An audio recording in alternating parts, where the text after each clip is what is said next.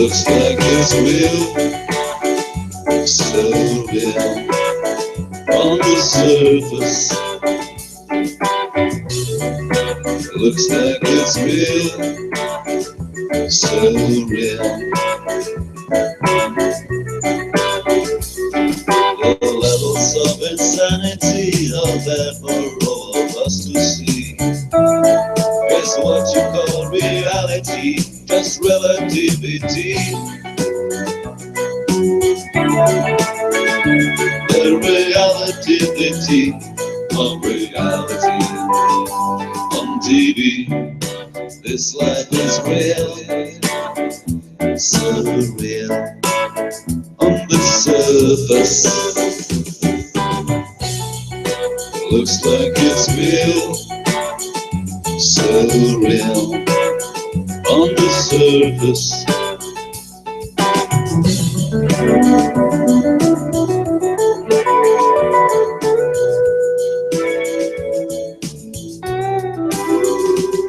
the levels of insanity are there for all of us to see. It's what you call reality, just relativity. The reality of reality.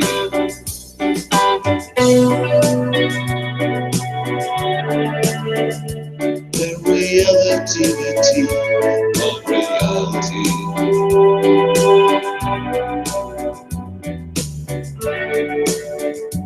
The reality.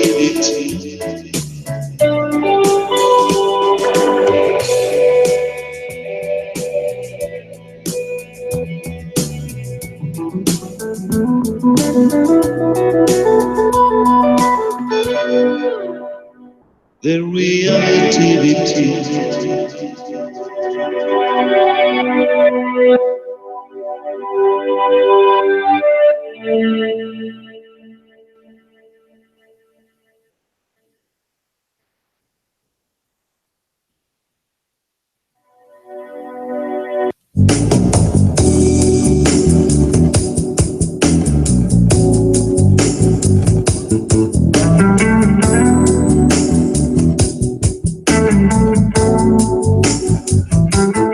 This is a strange situation. This is a strange situation.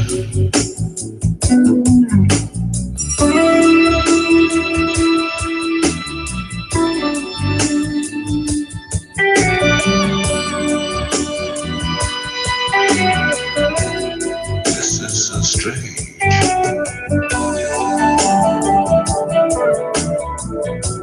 situation.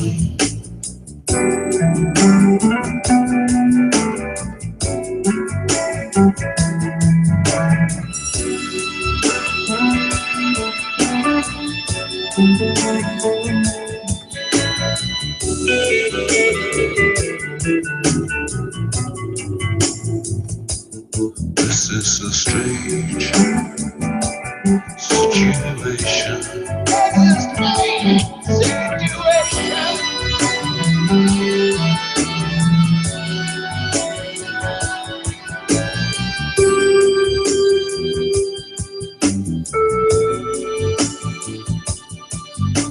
Strange situation.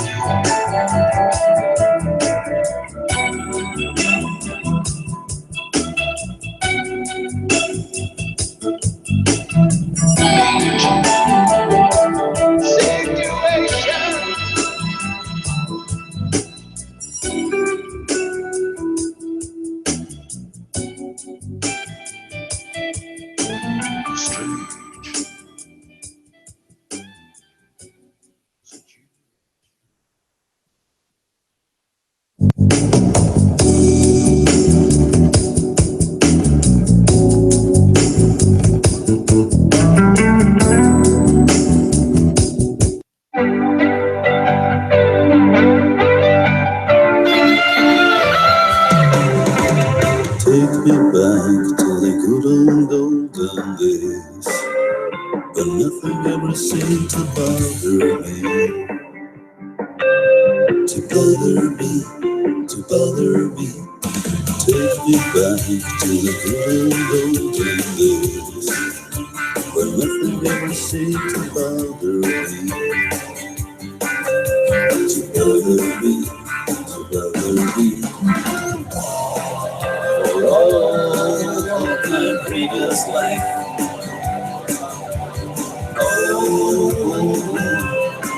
of my previous life. Take me back to the good old olden days, when nothing ever seemed to bother me, to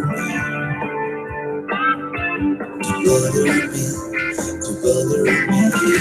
Take me back to the good old olden days, when nothing ever seemed to bother me, to bother me, to bother me. For all my previous life.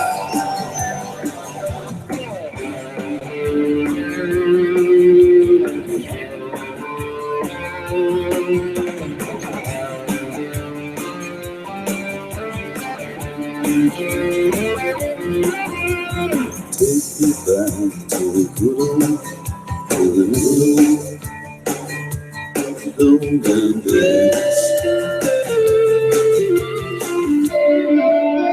when nothing ever seemed to bother the good old olden days.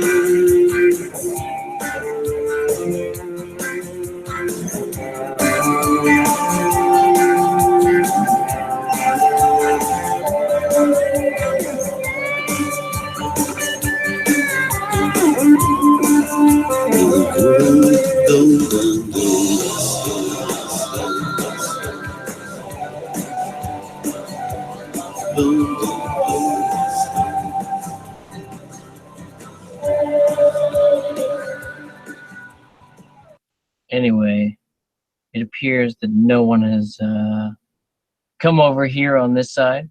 Either way, whatever. We're gonna go ahead and start it anyway. Come if you like. Yeah, a few people come out of the woodwork. Seems like everybody's a late nighter in America. That's right. Hey, everybody. Nice to see you, Flat Earthers out there.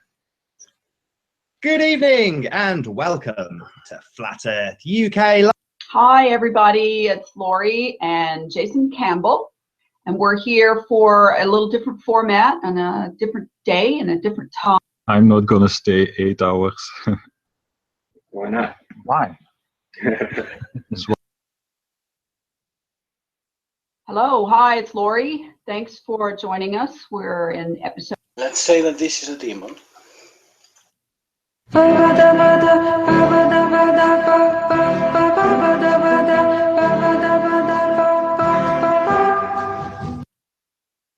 Norman Solomon, author of a new book called The Power of Babel. Okay, so I have this idea.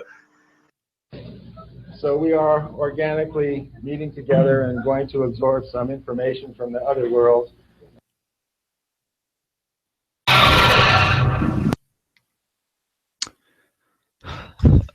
I'm not gonna mimic Joe Owens. The news about the Prime Minister of Iceland and corruption, the money in the tax havens offshore.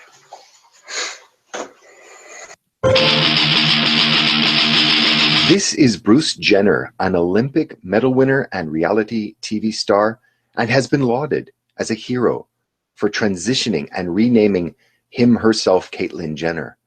He's lauded not only for his determination and his courage, but the controlled media fawns over his new feminine beauty and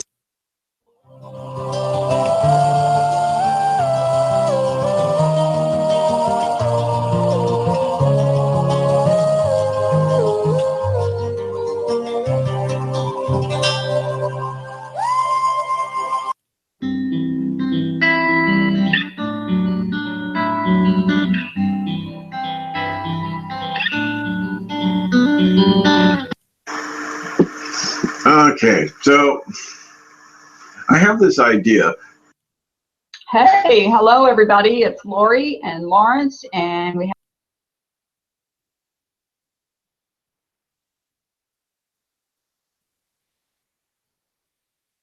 The opinions expressed on this show do not necessarily reflect those of Talk Radio AM 640. 10, 9, 8, 7, 6, 5, 4,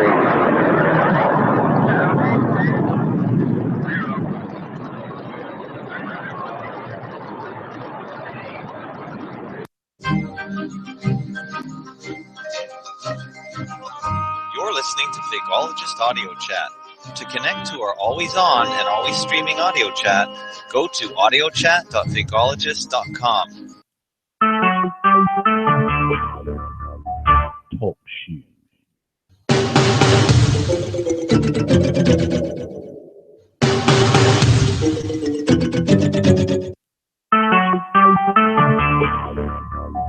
Talk shoes.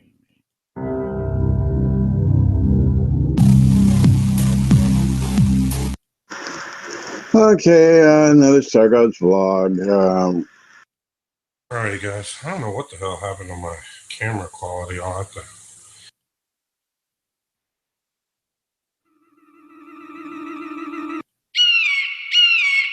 Welcome to THA Talks. Welcome to THA Talks.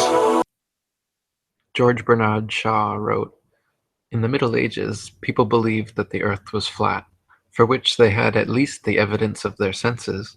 We believe it to be round, not because as many as 1% of us could give the physical reasons for so quaint a belief, but because modern science has convinced us that nothing that is obvious is true, and that everything that is magical, improbable, extraordinary, gigantic, microscopic, heartless, or outrageous is scientific."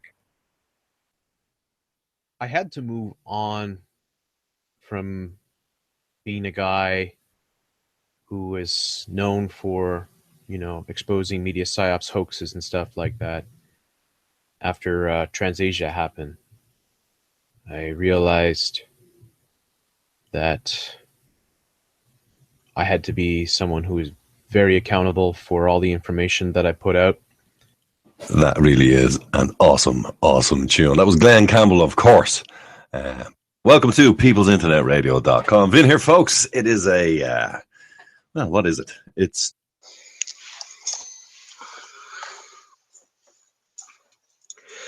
If you explore my work, you will see that I believe in reincarnation.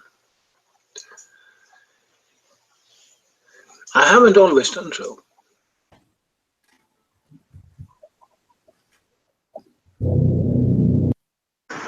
Oh boy, howdy. Satanic sign to all. Anyway, it appears that no one has come over here on this side. Anyway, whatever. We're going to go ahead and start it anyway. Come if you like. What? Hang on. I'm sorry. Who's this? I have to take a small time out in order to invite other people, so forgive me for my silence. That doesn't sound like Delcroix.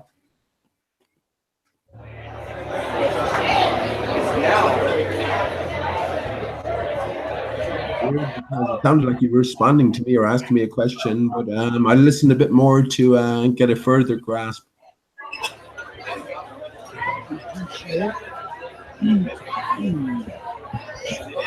Hello, P. Who is that, Del? I was just flicking through random audios. It was actually interesting who we heard. There you go. Let's just keep people busy. By the way, is that too loud? The pub background sounds, or it's just dispense with that altogether? What do you think? Turn it down. If it's, let's say it's at 50 now out of 100, I would say turn it down to about 30. So turn it down a little tad. How about that? That's perfect, I think. Cool. What was that, Del? It's actually too loud in my ears. No. How about that? Who was what? To hear it now. All right, well, hang on. A medium ground between the two choices there. There you go. So, how are you doing, Pete, since the last time I was talking to you, man?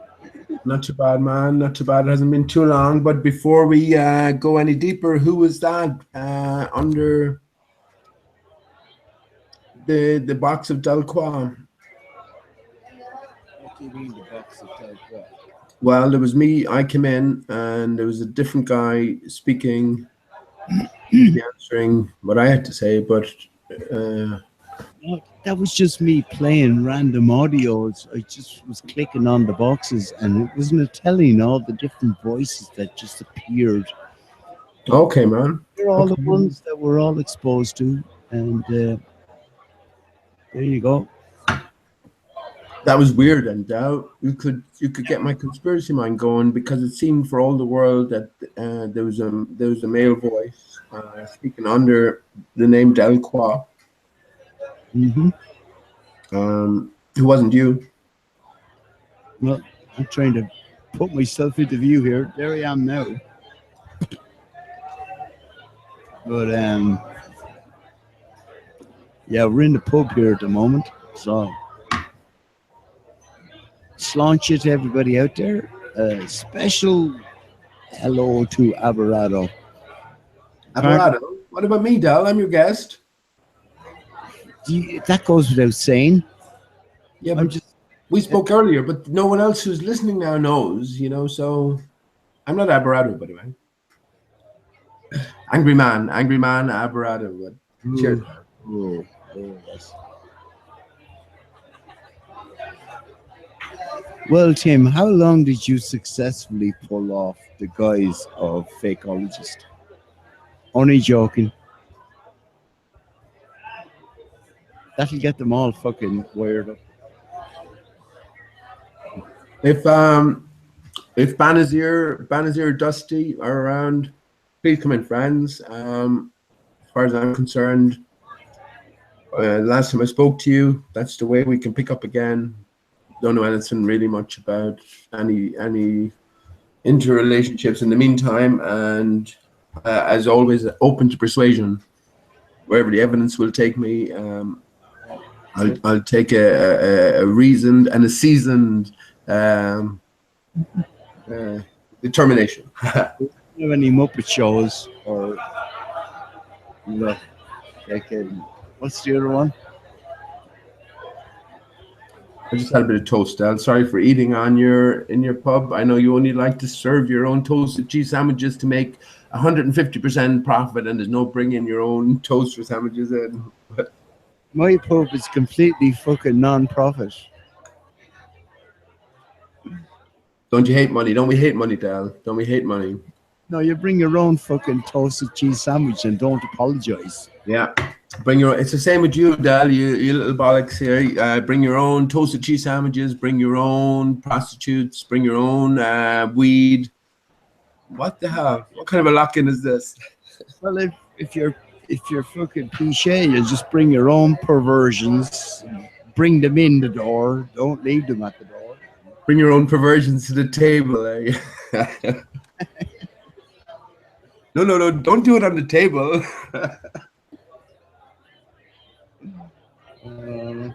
Anyway, the invitations were sent out. It's not just a lock-in with the two of us. Can I ask you something, Dal? Do you remember more than welcome to join. Remember W.B. Yeats' epitaph?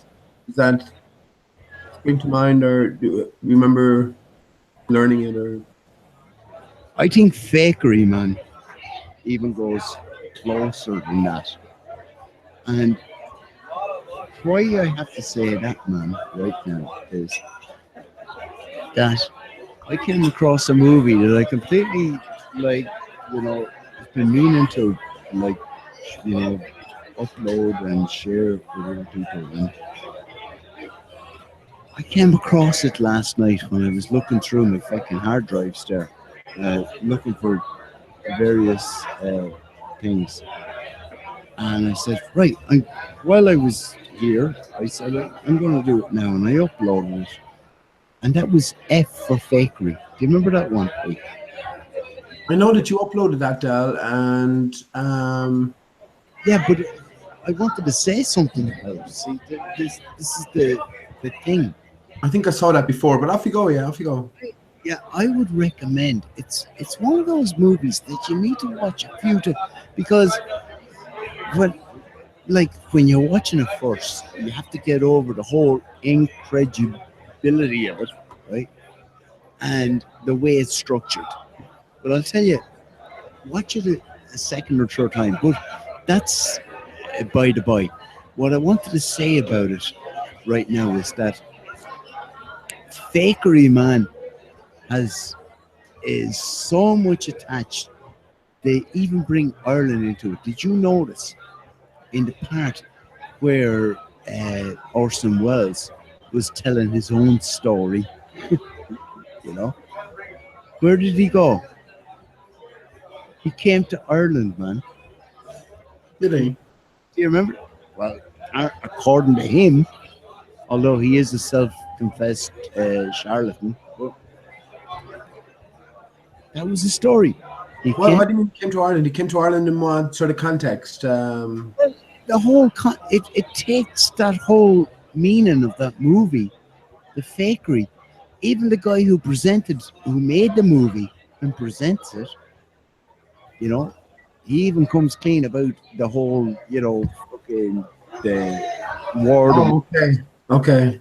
I haven't looked at the movie, Dal. F for fakery, isn't it? I haven't looked at it. You should watch it then, and I put it up on my own fucking channel, No, and I skipped through it, and I'm sure I've seen it before, and I'm sure it's just telling the audience that you're being spoofed at every level, sort of job. Here's the thing, man, right? Right? The famous Orson Welles. Right. He started at the top and has been continuously working his way down to the bottom since, right? And that bit, that should stick out, right? And the story was with him, was that he came over to Ireland with this idea of being an artist, right? He bought loads of paints, apparently, and bought a donkey, as you do, and, a little thing for the donkey to pull. But he said by the time he got to Dublin city, as the winter was coming in, he was after selling all his paintings. Well, he actually gave his paintings away to farmers in return for lodgings and vegetables, and this story laid on thick. Get the vibe. So we've all done that, Del. We've all given our paintings away to farmers for lodgings, and I know. But that's the thing. There's nothing different. What's hard to believe about that? Yeah. But here's what he went. He said then he found himself in Dublin, right, with everything gone, right, and he decided to go on the stage. He went and applied for the job in what the hell do you call that place up in Dublin, man? The big fucking actors. Fucking hell. Oh, this is terrible. I'm getting. Don't worry about it. It'll come to us. Betty. Is it Betty something school?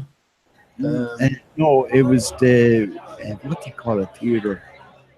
Oh yeah, the Abbey Theatre is in. No. The Abbey Theatre. It could have Right. been either the Abbey or the other one. And right? just as you mentioned it, who is that? Who is? And I'm sure it's a bitch at this stage. The Betty something. It's a school that everyone all the children in Ireland go to. Where they get all the children in. I don't know what's her name? I know think you're. that's sort of the equivalent to the Disney sort of situation. Every country has their own. Come on, Scope. Del. What's her name? What's her name? Betty. Isn't it Betty something? It's not Betty Hughes, is it? Betty. I'm going to type. Why would you do that now, child? I'm going to type that in. Just go look into it. But let me get back to what I was telling you about this thing with Yeah, go on. No, it's all right. Doesn't matter. Don't be silly, Dal. Go on, please. Just because that occurred to me, because Ireland is the same as every other country. We're back to, I can't remember because it was knocked out of my head. I've always complained. Don't let it be knocked out of your head so easily.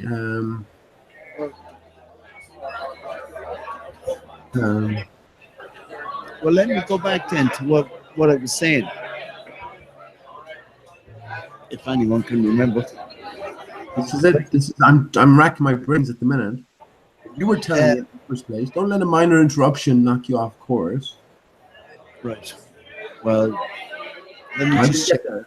Maybe someone can remind me in the chat. Yeah. Well, we'll get there now. It was. The tinfoil hatter is. He's, I have it. You were talking about the Abbey Theatre. Yes.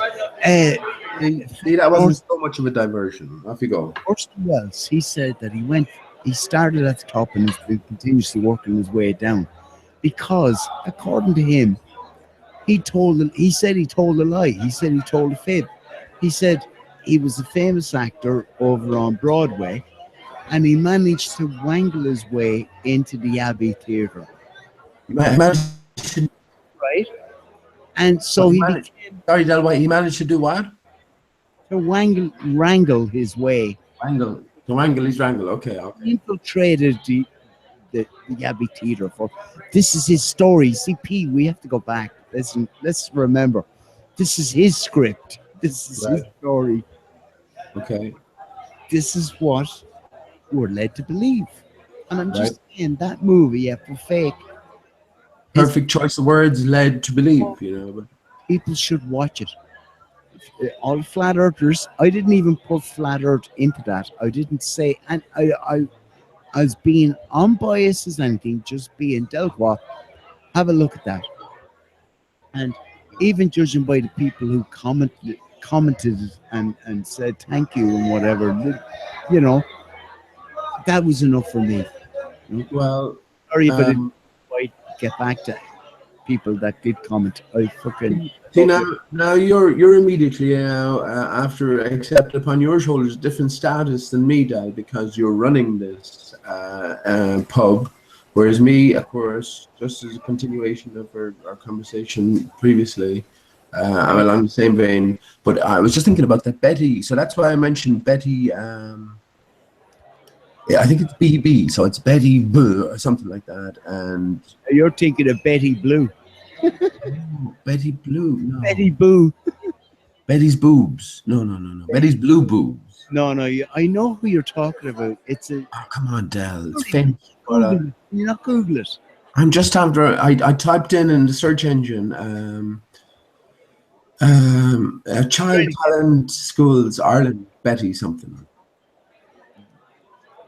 Not Bettystown. Oh gosh, they all go through there, Del, and that's how they do it. This is what acting is. You know what I mean? It's putting on a mask, putting on a facade, presenting an unreality as a reality, and this is where all the recruitment goes on. Now, to what level? The likes of Pizzagate, to what level sort of child abuse is rampant? It's a difficult question. It's definitely there, and if it's there, then it has to be rampant. You know what I mean? It's either not there, and down to people on the internet putting it in all caps and saying it's true because why? Because they saw it somewhere. And I'm you're not taking even going to dancing go there with that one because while everyone is chasing the tail with that, the real shit's going on. So that's Del, a rabbit hole, yeah, it is a rabbit hole, but at the same time, it's no, I can't think of a proper search term to find. But once I find that name, it'll be clear to you, like, But it is a rabbit hole, right? But at the same time, we know better than most in Ireland here, the scope somewhat and the nature of the systematic abuse that has occurred over the years. It is a reality, and it just doesn't vanish. You know what I mean? It hasn't just gone away. It has continued, and it retains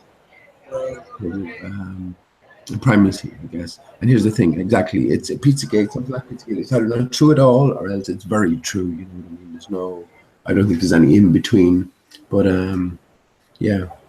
Well, I remember you pulling up the names of that latest The Westminster thing, that's hilarious, man. Westminster, Yeah. and they're like waving dicks in people's faces with all those names. Let me pull it up again, Del. Let me pull the dicks up again, Del. That doesn't sound too bad. Flash them all to the people, because this stuff is, you're not making this up. I'm not making it up. This is what they present. And this is a rare occasion where I'll actually even entertain a fucking news headline on my fucking broadcast. Because as far as I'm concerned, they're all coming from the one place. They're all made up. They're all fucking used against us. Right? And if they're all made up, yeah. And still buy the paper, still look at fucking news. Just listen to the names of the victims in Westminster. Yeah, so here we go. Let me screen share, Del. And do I need to remove the hangout at the top? Don't share the fucking link. Not that I would mind anyway. No, I got rid of that. I know how to do it. I know how to do this. You can always start up. Relax. I know how to do this. Okay. Here's a link. So we can go down to the names. Now remember, every one of these names are fabricated. Hang on. Every one. Okay. Right, I've made you present to everyone. I'm going to turn off my camera as well. Now, that'll give you good turn off your camera as well. It'll give you a good broadband to this thing. How can I turn off my camera? You just click on you see on the top, you just click on your camera picture. Where are you going with all the trip? You had it up there perfectly. No, but I did. But you said for me to screen share then. So if you'd stop what you were doing, I think it's fine. I'm not doing anything. Okay. I just turned off my camera. Now you have your camera on.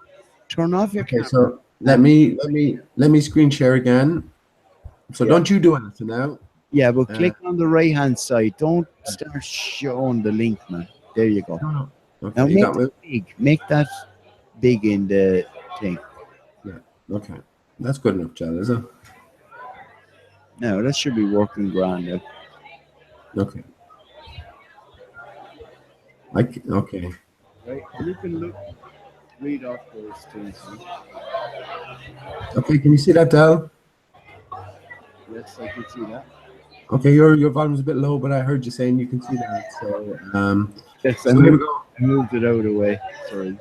So just like 9/11, Del, let's just read Prisian's post here. So back on topic. Thanks to Currency74 for some excellent research in developing a list of perp sims victims involved in this claptrap. It's a fantastic start, and I've had a brief look at that video. He lists all the names. Quelle surprise. Quelle surprise for those who don't speak German means big Schlange. Big Schlange. So big Schlange. There's a huge amount of prostitutes and politicians, just like 9/11 politicians and journalists. Andrew Woodcock. Okay, so if you got a bit of wood as a man, that's we all know that, Del, don't we? You got a bit of wood, you got a bit of morning glory, and of course, if you're not sure, then you have the cock reference here in the back, witness, whatever. Sam, how would you pronounce that, Del? Coates or Coates? Sam Coates. Nothing is immediately springing to mind with that one. Richard Tice. only that's a peculiar name. Richard Tice, or Tise, Mudassar Ahmed. Okay, another political journalist. All these people are journalists. Gordon Rayner. Okay, hang on. Actually, maybe I went to the wrong. Okay. He lists these are all just. No, actually, okay. Hang on. Let me go down a bit further down. These are all fake names, by the way. But just to show and pinpoint the sexual references, a commenter down here just picks out. Here we go. Here it is. And I saw this immediately. Even before this post was written, I was looking at it. I was going, man, this is obviously, we know the joke from the dummy under the bus. But I was going, look at all the cock names. Look at all the dick and fanny names, And here we go, yeah. It's just some of the names that have this sexual reference. Andrew.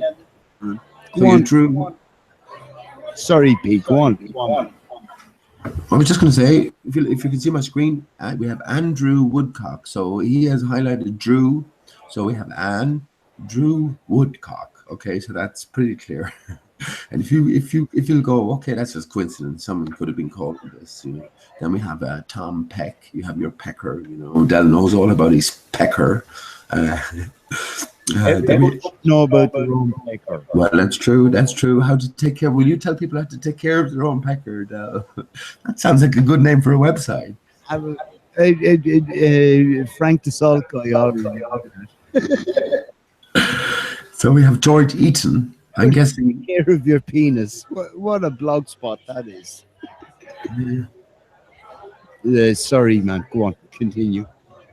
You know what a name it is right, and I wonder how much traffic he gets. But again, it's just George Eaton. Del was eaten last night. You know what I mean? We don't have to say anything more than that. Martin Vickers. I mean, here's a bit more clear one. Kurt Cochran.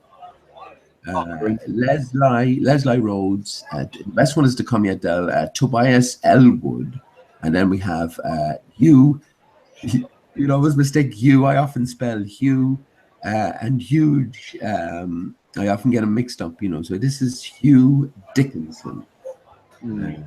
So yeah, this is the part of the course. The rest of the evidence is just showing you that these are all just Photoshop fabrications. Yes, and of course names are dicks or cocks, and that's the bottom line. I don't want to offend anyone, but go and look at it. That is the fucking. Well, don't tell them to go and look at cocks and dicks, Del. Put the context. Go look at the names. Yeah, that's better. Cocks and dicks. If someone just walked in there, they'd hear you go. They'd hear you say cocks and dicks, and just go look at them. I'm sure they would rewind and wouldn't just make a knee-jerk reaction. Oh, don't say jerk reaction, Del. Yeah, you see, our language has been hijacked. It started off with gay, but it's gone ridiculous. Don't say jacked, Del. Don't say jacked. You're just digging a deeper grave for yourself, man.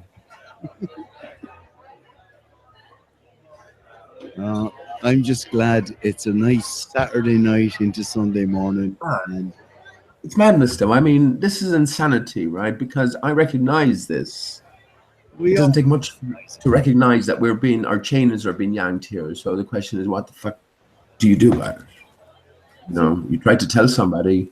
I mean, I wouldn't even mind myself. I wouldn't mind everyday people around.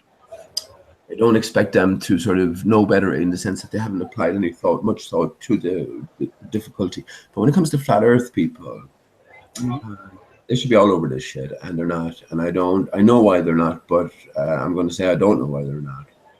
But I know why they're not. Well, we know why they're not, maybe. And just stop. And I'm not happy about it, Joe. I'm not happy about it at all. None of us are, man. What can I say?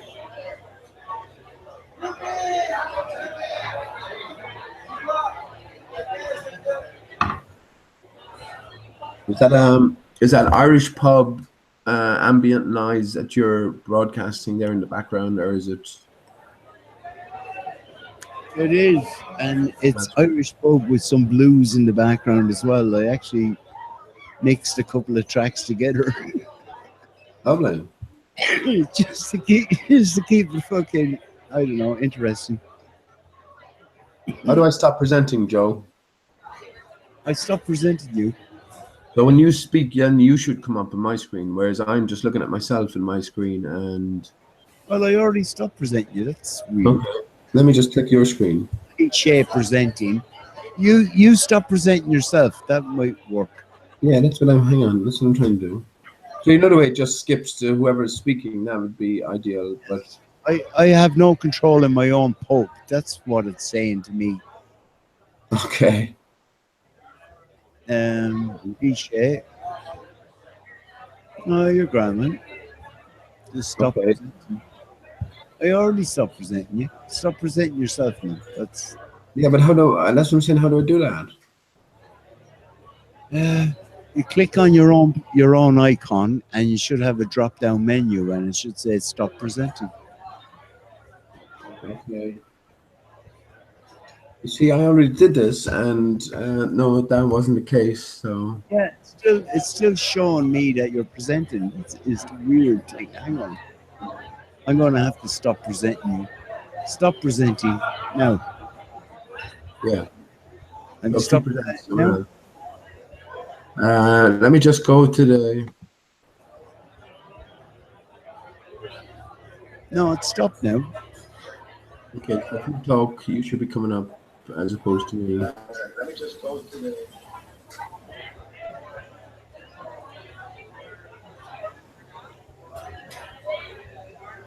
How do you feel about looking at yourself, Dal, or listening back to yourself? No, none of it is working here. I don't know why. No, that's good now. I think it's good here. Is it? Yeah, that's good. Do a shout out to Mahatma Ghosh, by the way.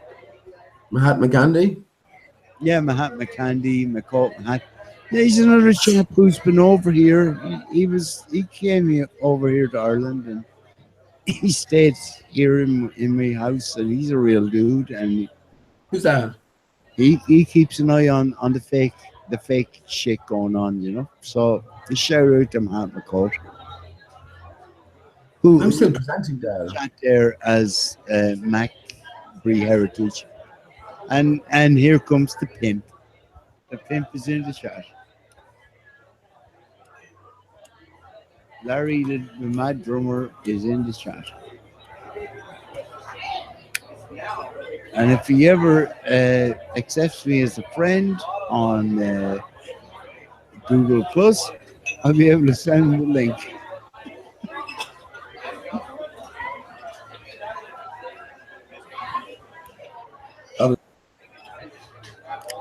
I'm only joking, Larry. I'm going to try to drag you into the call here. You have to try to get some reality going on here. Add names to the call. Get the end of my wireless thing. I can just put in him. I know I'm putting in Larry, honestly. And then add to the call, invite. So you should be able to have an invite there, man.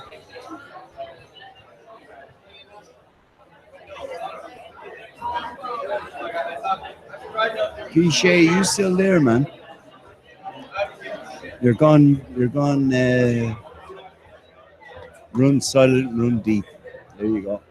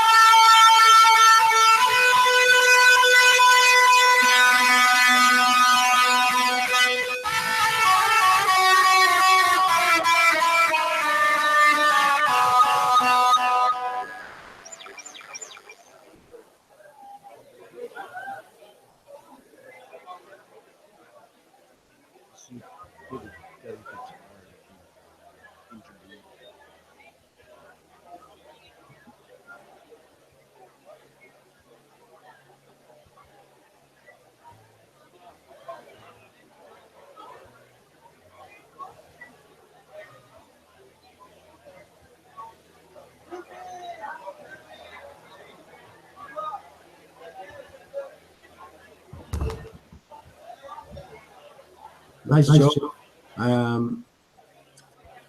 Got my canned coffee on the go, and I think, if I'm not mistaken, that was the introduction to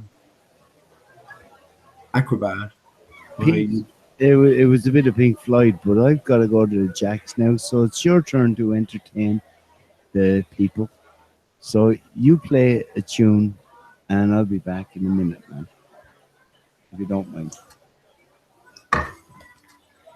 Okay, Joe, you take your time now, and you Yeah, just release let you know, release the snake. You release the snake at its own pin. Yeah, I'm still here on the level. Hello to Abarato as well. I'm sorry for breaking your concept. You're good. You're good. Is, Okay, Abra- is Tim looking in, or is he here tonight? Looking in. Tim Is is Tim on. looking in? There's a lot of fucking freaks out there, but I don't think Tim is one of them. But anyway, I'll be back. Okay. In this very brief, I was going to say in this brief interlude, but very brief interlude, as Dell drains this. I'll be back in a minute.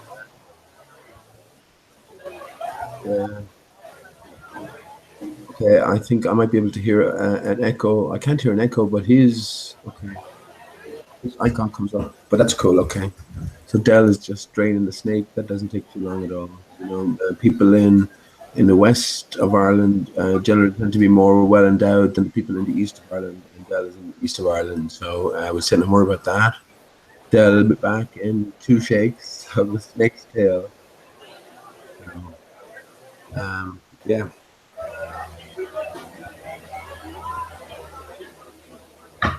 That's my canned coffee.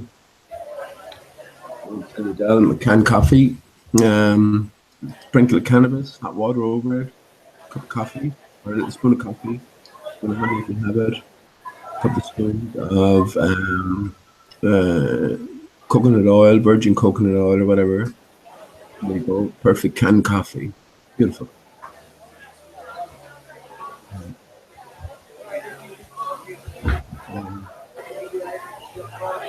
Love the pub atmosphere in the background. Cool.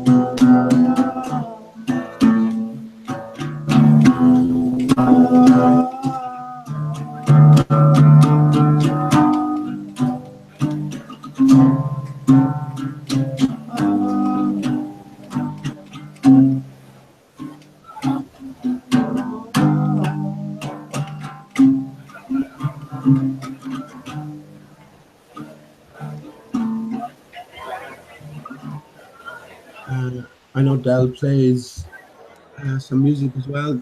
More I've been thinking lately about compositions or songs. You have the melody, you construct a song, you get the melody, then you get the chord structure, then you get the theme for the lyrics, and construct it like that.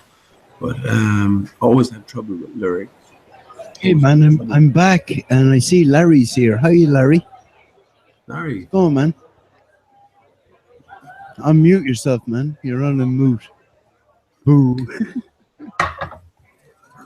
Larry, Larry, Larry is here. Larry, Larry is here. Larry's our man in New Jersey. Round of applause for our Larry. Hey guys, hey Pete, hey Dale, how you guys doing? Doing How you doing, Larry?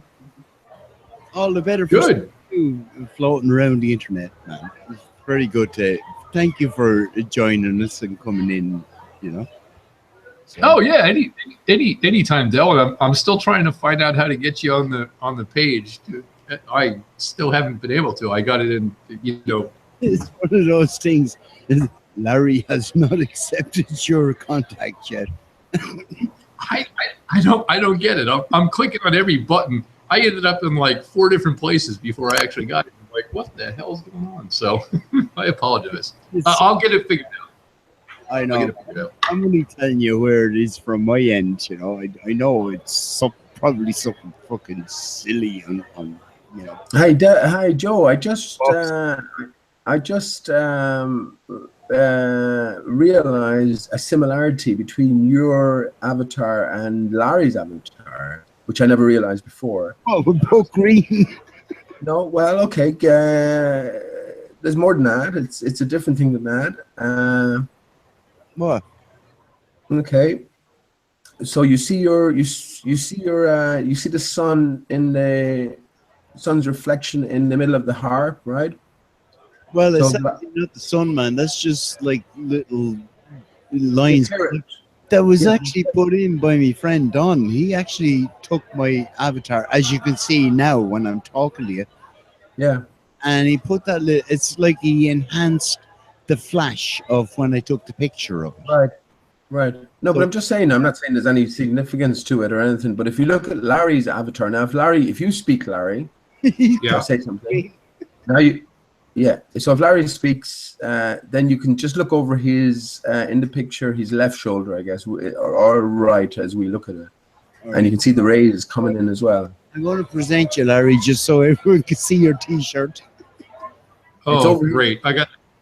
Oh, come on! Not with the hamburger shirt again. Come on, guys. Yeah, just for the I know where he's going with this.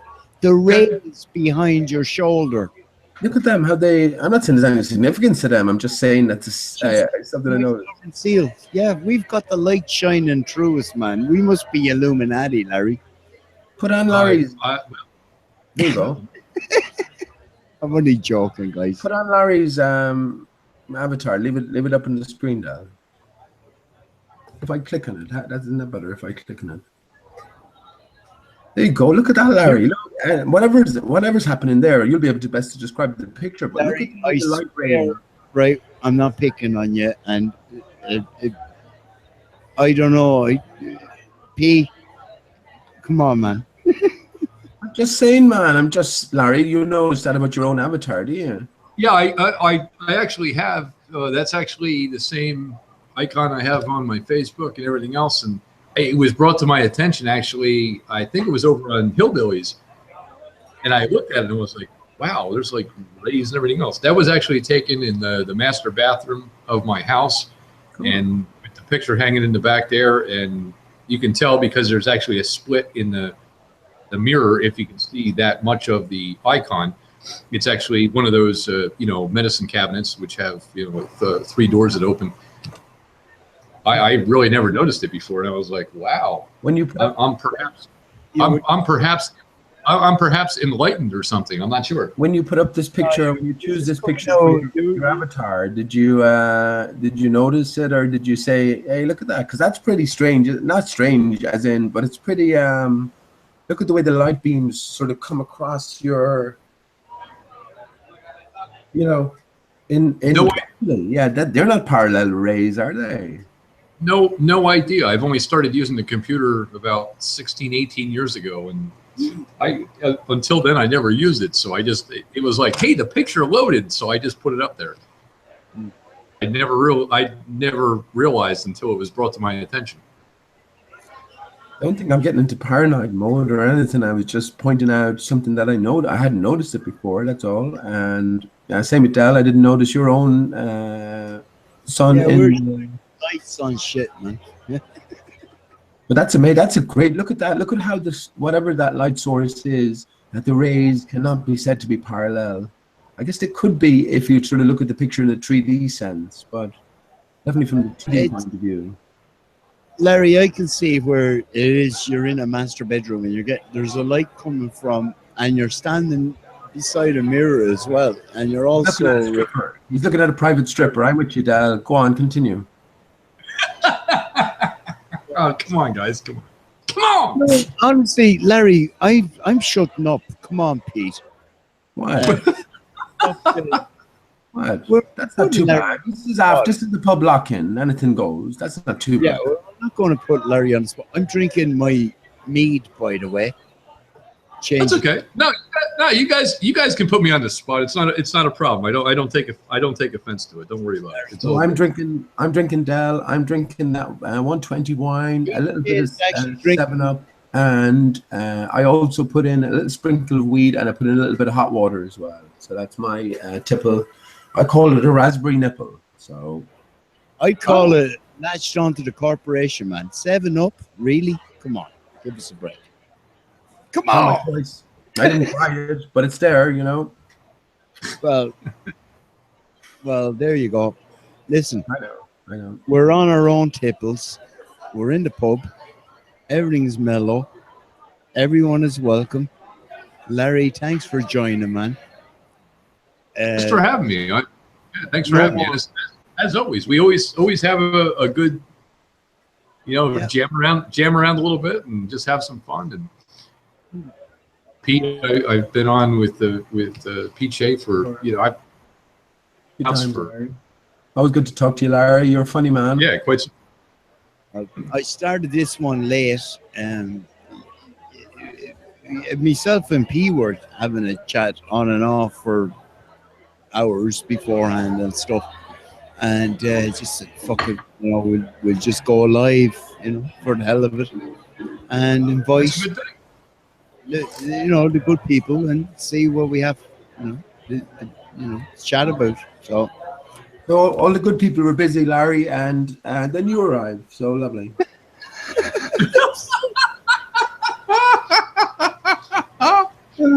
Oh God, Larry, that's funny, but that's fucking down to P. Shea. Don't don't throw me in that bucket with him.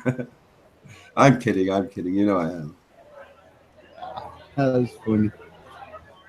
No, so it's all good. It seems that a lot of folks that before had kind of an agenda are starting to maybe come around again because of whether it's music or just intellectual conversation.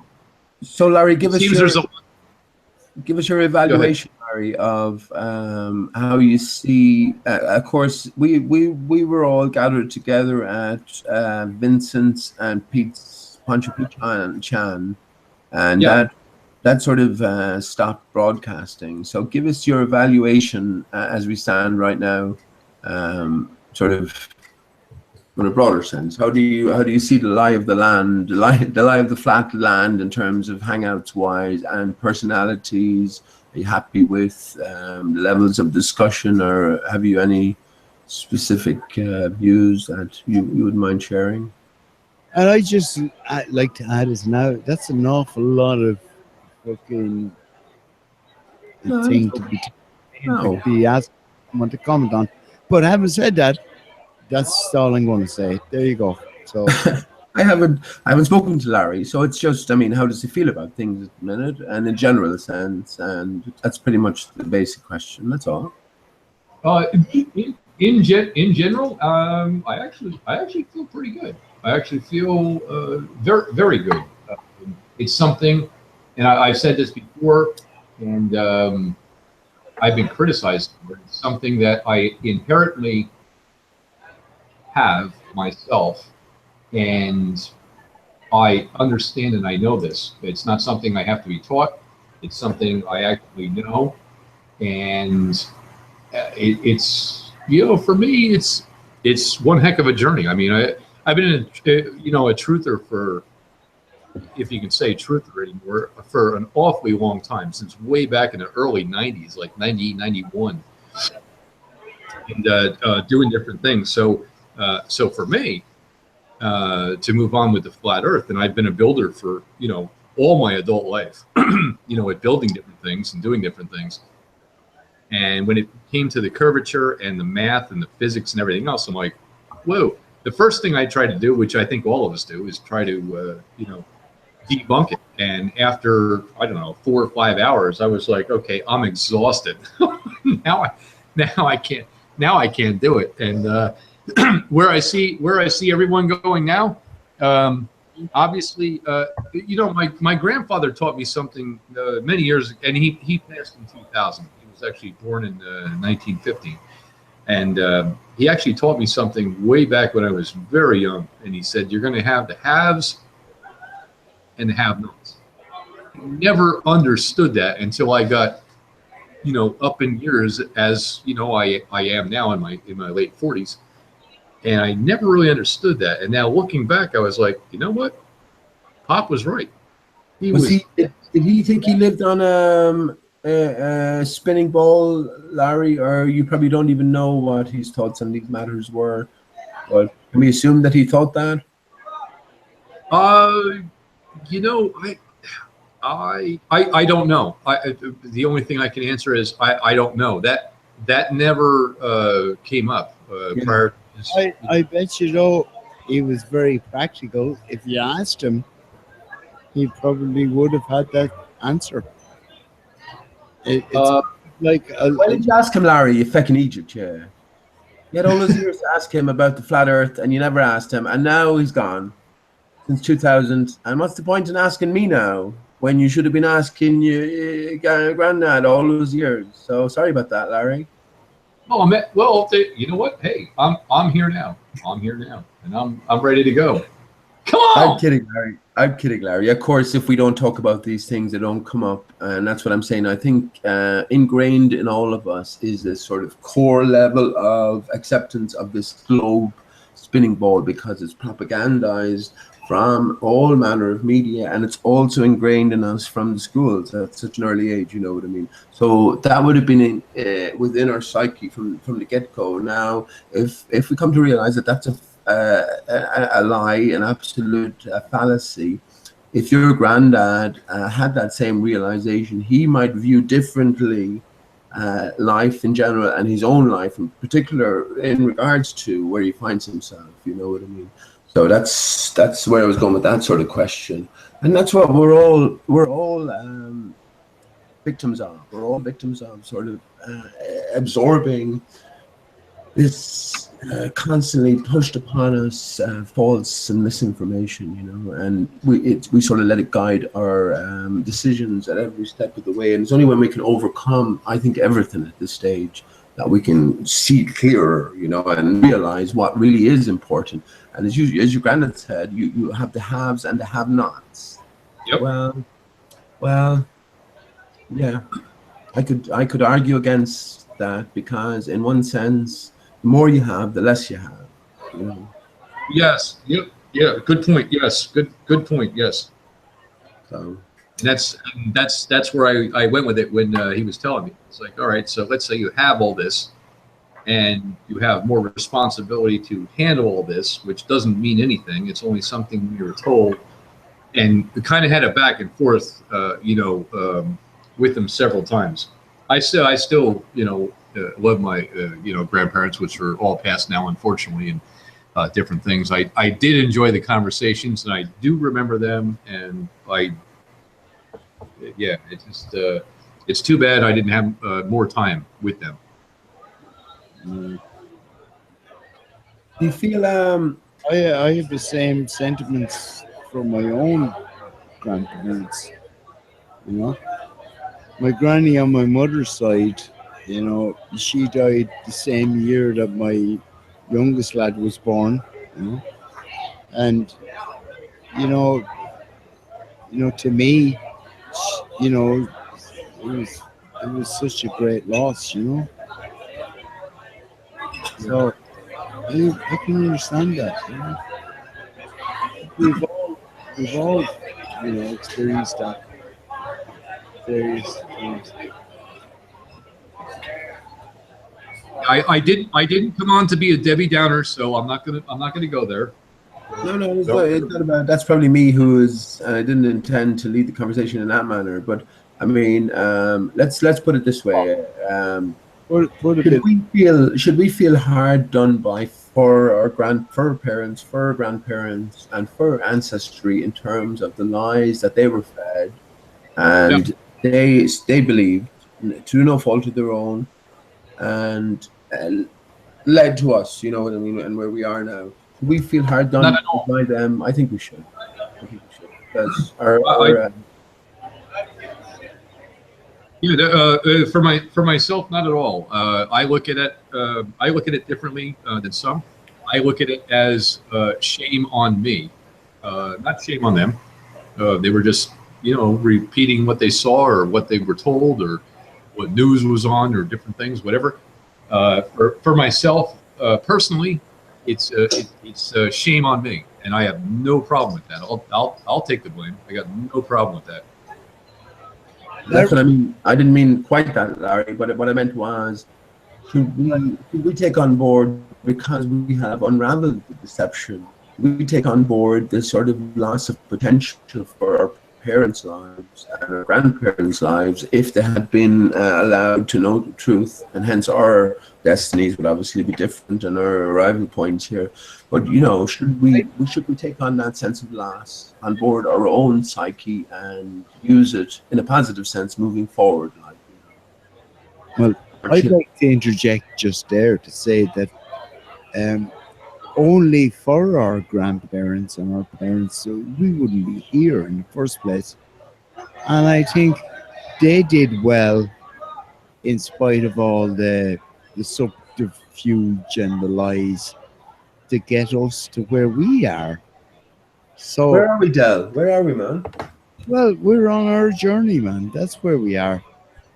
We can look back at our parents and grandparents and say, oh, where we are.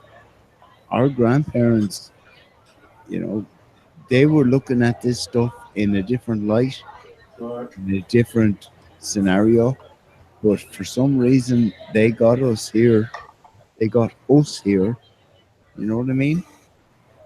So, sure. And that's what I'm saying. Throughout the lies and the difficulties, we still find ourselves here. But it's like me saying, maybe I'll phrase it in a different way.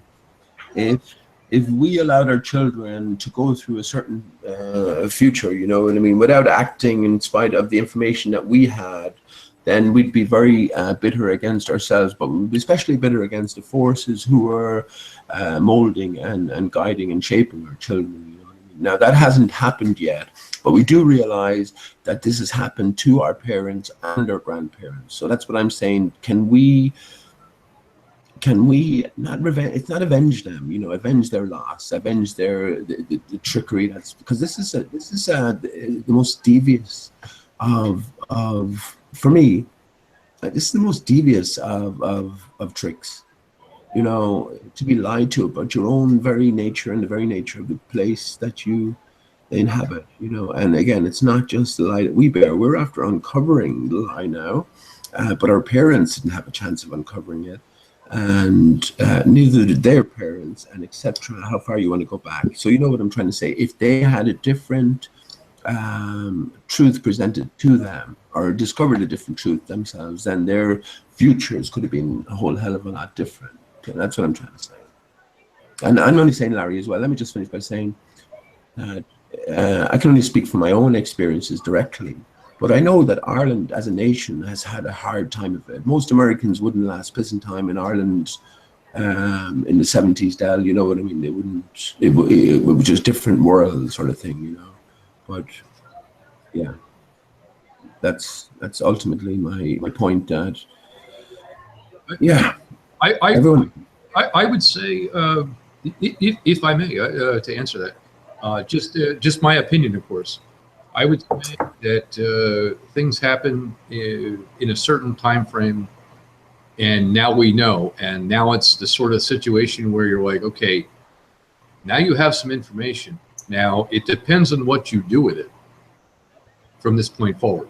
You know, I've already shared this with my kids, and they're not all on board. I got to tell you, I got kids in college and graduating engineers and everything else, and they're not on board. And you know what? That's fine. That's their own personal journey. And I'm not going to take offense to that or anything else. That is their own personal journey. I've presented some information. It's up to them to check it out or look into it. And also friends, and it's up to them to look into it. I think for some reason we're, you know, me personally, I was woken up for a certain reason. I'm not sure exactly what it is yet. I do know that I enjoy the company, especially you guys and people on the panel in chat, which nobody's in chat right now because I joined. It's like -7.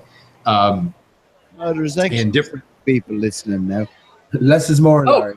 More. Yeah. And one of them will be connected to the great listening device, you know. So one of them, there's about 30 or 40 of them, you know. Yeah, we can't know, can we? We can't know. It could be anything, and it could be nothing, and so we can't know. So we shouldn't lose much sleep about it. You know? Look, it's Easter weekend. I can be paranoid if I want to be. Easter. This is the 101st anniversary of Easter 1916. Del 101 has come up a lot recently, hasn't it? That was another big scam, man. I'm not talking about the hoaxes. I'm just talking about how we mark these things. I know. Everybody it's Easter weekend. You know what I mean? We know what it might signify or represent, but at the same time, it's still, we're surrounded by people who are just, you know, giving each other fucking chocolate eggs, you know? And yeah, exactly. I can't complain, you know. My daughter came and gave me a bottle of wine today. I said, for feck's sake, you know. You have oceans of it there already. There you go. I don't give gifts anymore. I don't know what I am anymore. I don't know what to participate in or what to sort of reject outright. But what I was going to say is David Rockefeller, of course, inverted commas, died at 101, and we all know the 101 reference from 1984, Room 101, which is, if you're not familiar with it. No, they've been going out of their way to tell us about 1984, right? Right. Seriously, come on, man. Syria. You know what I'd say? If the old codger didn't die, right? He's probably wandering around now, you know, with a blanket on him, saying, "I'm David Rockefeller," and everyone is like, "Yo, that poor man." He's probably in mental care somewhere now, sort of saying, "I'm David." You know what I mean, guys? Yeah, it's a push. It's a push, Del. They don't, it's somebody pushing you in a direction to look over here while something else is happening over there. And yes, that's a great point, actually, a brilliant point. It's something that is like, come on, really?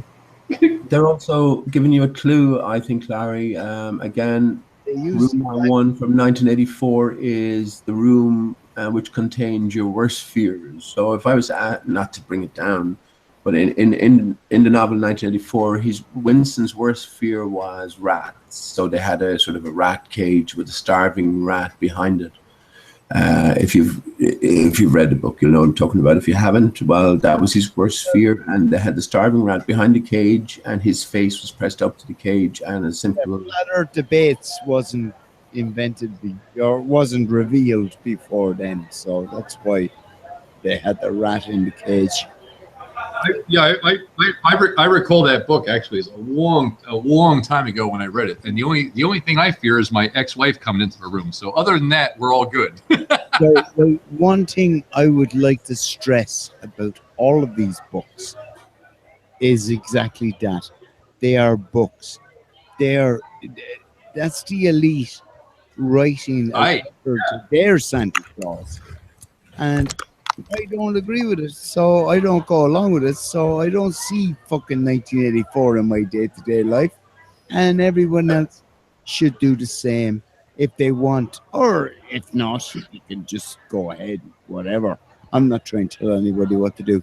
All I'm saying is, if you want to see 1984, you'll see it. And it's an inner struggle, Del. Don't you see it that? is. And if you want to fucking, well, leave it to these people who have the 1984 in their mind. We all do. We all do. Most people let them work it out. But no, I don't go along with that. Most people's room 101 is death itself, but it's every one of us has our ultimate fear, right. And this is my point.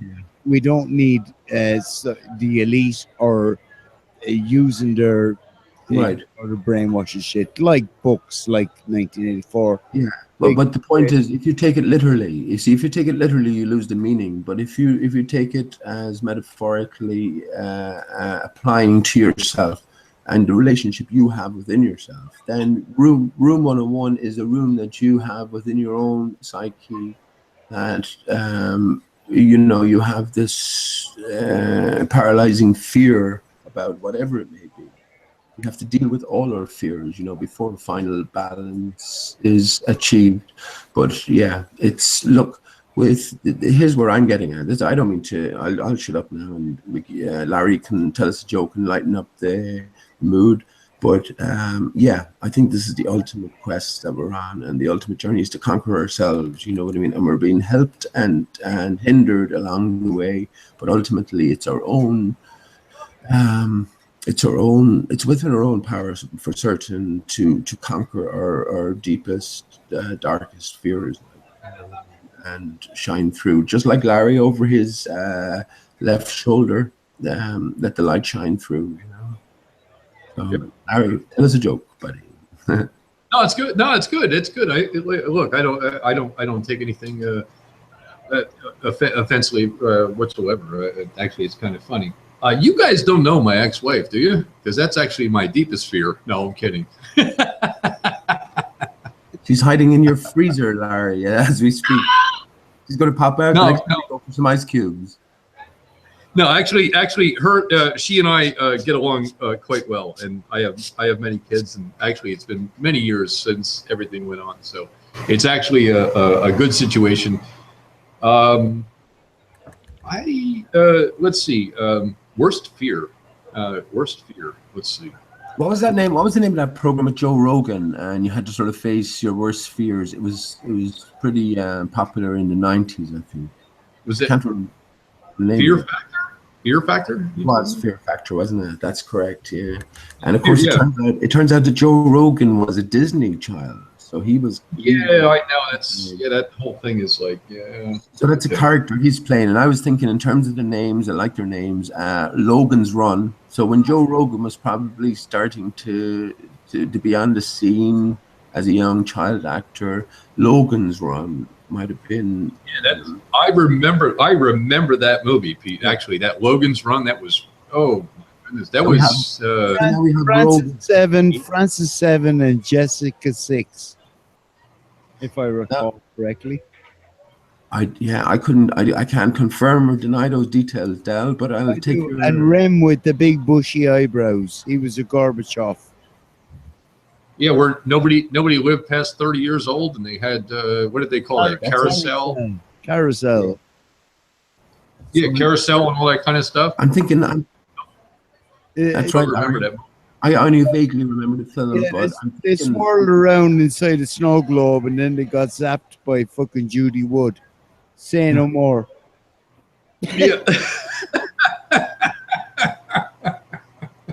Look at the runaround that Joe gave us regarding the moon landing. So first of all, he was all for NASA fakery. This is all nonsense and rubbish and bullshit, insult to your intelligence. And then next minute, I'm not sure. I can't make any judgment on that. I'm going to leave that and defer to the expert. That's a sort of a Rogan's run, isn't it? A runabout. Why is anyone even taking him seriously? See, this is what I can't understand. That's the other thing I see in the flat earth. How it works. You know, some basketball, like, I don't know any basketball players. Well, I'm in Ireland, but you see what I mean? The Americans are still tuned in. If CNN came out in the morning and said, yeah, the earth is flat, they'd believe it. You know what I mean? But yet CNN is an evil fucking wing of the propaganda bullshit. But yet, you know what I mean? Why are we hanging on every fucking celebrity's pronouncements in the flat earth? And when I say we, I don't mean me or you. You know what I mean? That's like, oh, that's okay. That's okay. You know, we didn't go to no. Yeah, Del, that's okay, because for many years I believed it, and I'm watching Dennis Hopper on your thing there right now. Yeah, I know. It's the best representation I can think of at the moment. Yeah, and everything else, and I love the movie. I like the movies for the entertainment value. Yeah. Do I believe all of them? I did in some, yes, and believed in the Star Wars thing and different things, and then you start looking into it, and you sit back and you're like, wait a second, Houston is not there, and we have a problem. And then you start doing your own research, and obviously, I still watch them, and I go back and watch some of the older ones as well. And as I'm looking at them, I can recognize now, for some reason, all the inconsistencies with what's going on in the movie. And I still enjoy the entertainment value, don't get me wrong. I can go back and watch them, and I'm like, all right, I'm not buying this shit. Come on. Yeah, I'm looking for the other Dennis Hopper one. Actually, you got to have him in. What was the one he did in the late '60s, where he was actually with Henry Fonda, where they did the. They were both on low. No, it wasn't Low Rider. No, it was the other one with Jack Nicholson comes in and goes, "Boy, have I got a helmet." Isn't that the one? Easy Rider. Easy Rider. Yeah, Easy Rider. Yeah, that was with Peter Fonda was in that as well. There's the other one. With That's Hopper. better. That's a better. The other one was there's Dennis Hopper on Happy Vibes, and this is Dennis Hopper on the New World Order drugs. Yeah. Well, he's done a lot of stuff. He's done different movies like Speed with Keanu Reeves, where he's the whack job, like blowing everything up, and the ex-cop and all that kind of stuff. I mean, he's got some issues. He's always a whack job in the movie, but yet we can identify him as a funny character. Yeah. Yes, exactly. For entertainment value, and that's right. Yeah. All right, we go out on a night out with him, but I don't think I'd bring him home and stay at night. I'd be very wary of him. He'd probably start deconstructing himself, right there and then. Yeah, you would probably wake up to a home that was on fire or something, apartment on fire, or some kind of bad thing. I'm quite sure, Del. I think I'd rather trust Scotty with a bottle of whiskey now than Dennis Hopper with a bottle of air. That's pretty good. No offense to anybody in the ouch. But, you know, there you go. All's fair in the pub, man. I like the little peanut guy when he dances. I think that's actually, or a potato guy. Is that a potato guy or a peanut guy? Peanut guy, yeah. Let me go back to the peanut food. You know. Yeah, there we go. The little peanut guy. That's pretty cool. Bouncing, bouncing, bouncing. Now. It's like just bounce away there, Mr. Peanut Guy. Although he could be a potato either, but he looks more like Mr. Planter Peanut. Yeah, actually, yeah, it could be either. It could go either way. It's actually a pretty cute meme. I saw that yesterday. Actually, I was out in chat. I couldn't join because I had a couple of the kids here. Yeah, which have all gone back to their moms now, and you know, I am actually off. Like I always say, Larry, unless specifically specified, if that's a sentence, which you know what I mean, all gifts have been found on the internet, ergo they're already out there on the internet, and there's no copyright issues. It's just internet gifts. And like I said, apart from the ones that I make myself, but like that, I didn't make that one myself, but like now and again I default to ones that I make myself. But the rest of them are all just as seen on the internet. Yeah, the one of the funniest ones with the potato was when Hillbilly jumped on with the cute potato, and he started doing, "Hey, boys and girls," and started going with the potato thing and everything else. And I was dying laughing. I was only in chat. I didn't go in, and I just listened to the content, and I'm like, holy crap, man, this is funny. Good stuff, though. Good stuff. Good things. I just find the gifts and I just say, all right, I'll just show these while I'm playing something of interest. So it's like multimedia in a way, you know. But yeah. Click on it, and that's, you know, yeah. Dell's figured out how to show a GIF while talking on the internet.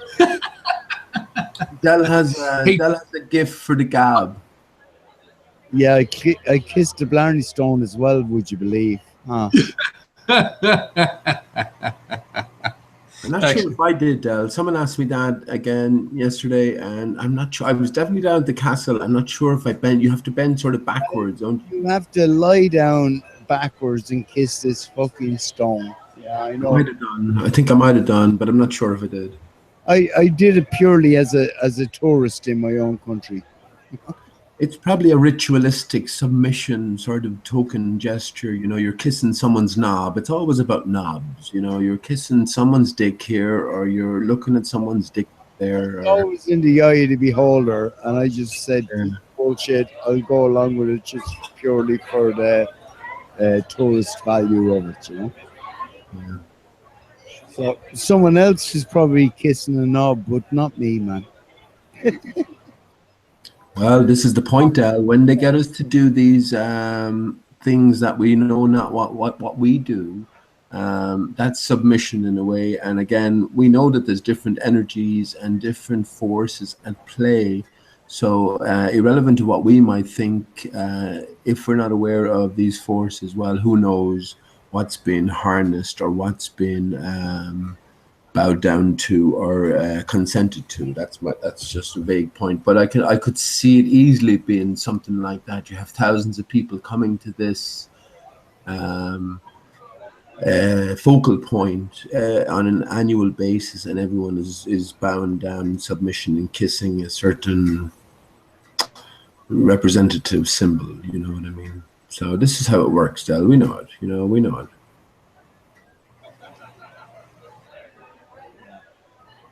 Well, I could just speak for myself. I could tell you from one New Jersey boy who's been around the block a few times. I ain't kissing shit. I know what I know. I see. I look. and I know what I know. So come on. I like it, Larry. I like it, man. One thing I can state categorically, and I've stated this categorically, and I've stated this over the internet here. These, if you think about these, what we call them, vibrations, communications via vibrations that we're engaging in, they're going out through. Larry is in New Jersey, Del is in Thailand, and I'm in Ireland, of course. So this is miraculous. There's a sort of scope of the distance in terms of Thailand, man. What the You're mixing me up with Eric Dubé and the rest of the Thailand people. I was waiting for you to come in. I'm not fucking Thailand. What's wrong with you? You see, look at this this picture. Actually, I was thinking of you when I saw it. What's that? Sorry, Pete. It was funny at the time. Oh, it's just I can barely see it. So it's someone letting go of a balloon. Is it just it goes all over? The place? It's Pete Shea letting go of a balloon. Hey, watch out! Watch out! Poncho's going to come in here soon. Then, fucking balloon. That's Larry's penis when he gets the bill for his night's pleasure. Get rid of that. Well, no, that can't possibly be mine because I don't see the serial number on the bottom. It's not wound down tight enough. I mean, we got to get this thing all the way out.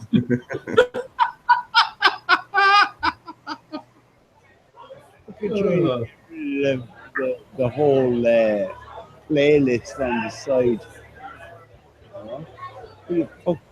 Hey, I got some new information. Dill, I actually met a younger lady in her 30s who actually plays acoustic guitar. Nice. And yes, we'll be joining possibly because I don't have the kids actually went home for the weekend, so I don't have them tomorrow or anything like that, and might be doing a hangout. And what she's got, and I'm like, all right, let's hear it. Let's hear it. I could shit. Is that a new acquaintance of yours? Oh yeah, I always have new acquaintances. No, that's cool. I mean, and she's interested in guitar. She plays guitar. Yes. No, yes. Larry, you're not called Pimp for nothing, man. I don't. Yeah. I'm not even sure. And by the way, the same. And we know it was another channel where she was draped over my shoulder. I actually saw her tonight too, so she may stop by pretty soon also. And we're still friends. A 20-year-old guitar player is fucking nothing to be sniffed at. So don't be getting dirty now. Don't be turning Larry on. No, I'm being realistic. Fair play. Sorry. Oh, I thought you were telling Larry to not be sniffing a 20-year-old guitar player. No, P. I wasn't telling anybody to anything. I was actually complimenting Larry on his friends. I got the wrong end of Larry's stick there, so sorry about that. I'm sorry. I was actually answering a text, so I didn't hear shit. I'm sorry. Right, Larry. All I was saying was fair fucks to you, and you know. That's why I laugh at my own jokes, folks. I'm laughing at it as well. It's all good. It's all good. No, all your story is to me, Larry, is a man uttering a coherent series of words, right? And for me to presume or assume beyond that is ridiculous. So I never do that, and I never judgmental of anybody. You know, I think we all can agree here. I was talking to Del earlier on, but we can all agree here that in our hearts is written is sort of commandments. Really, you know, we know good from bad, we know harm from love, and that we progress, and we are not in any position to judge anyone as long as we don't see any harm being done. If there's harm being done, then I think there's a moral obligation for us to stand up and resist or aid or put to an end such harm. You know what I mean? But otherwise, you have no authority over any other being, and vice versa. No other being has any authority over you, and that's perfectly fine and acceptable. I think we all can agree. That's well said, Pete. I've actually I've actually said that before. I've actually gotten some hate mail for saying that. It's something inherently inside you that you know if it's wrong, you know if it's right. It's something that inherently is the value of you as the soul. That's it. That's it. You know something? Sorry. Yeah, go ahead. Yeah, go ahead, Del. Go ahead. I want to add to that. The very fact, right? And I'm not a numbers guy, as you know. But the very fact that there's only 4 people listening to this, that makes my day, because that will still be there tomorrow. You know, whenever this pub ends, and people will see it. And I'm sure there's other things going on, but this is what I like. There's an outpost. There's something here for other people to come. If and when they A decide. lunatic's outpost, yeah. Well, no, I'm just saying, you know, my casa is your casa as long as my casa is opened on YouTube. You know? The good thing is we're appreciate it. A couple of guys hanging out that are, you know, like-minded. We might not all agree on everything. We have different backgrounds, everything else. Yeah. And if they want to join, they can, you know, join and add to the chat or something like that, or possibly beyond, or whatever's going on. Yeah. I just enjoy the company, to be honest with you, because there's not many people you can talk to about these type of things, because they have no idea. They look at you like a deer in the headlights, like, huh? And it's a lonely old station, Larry. Yeah. I do have to say, in this pub, Larry and Pete, I feel privileged that you chose to come here and chat with me, because I'm in the same boat as you. It's great to be able to talk to other people. You know, see what's going The on. only reason I came here, Joe, is because I heard that the beer was cheap and the women were easy. So Yeah, well, we put you into room number 2 and give you a drink. we just sit in the corner there until further notice. We've got an yeah, exactly. We've got an East European shot putter from the 1980s. Oh boy, I think Pete just got put in timeout or something. What happened? The shot putter will satisfy my every need and desire. Yeah. ADR dropped a wrench on his foot, Larry. Oh, wait, what? ADR dropped a wrench on P's foot, and his shot put ball went flying up in the air, and it landed on top of an East European German lady from the 1980s. Oh, it's called time travel. What's hard to understand about this, Larry? What's wrong with you? You've been drinking, man. I've only started. I'm trying to catch up to you guys. Don't forget, by telling that story, I get to take the piss out of P. and ADR in the same story. So it's funny. I know ADR knows I'm only joking anyway. ADR is a langer. Oh yeah. You're a knob. Yeah. He banned me if I was in a chat unprotected with a wrench. I know that. No, he's a knob. ADR.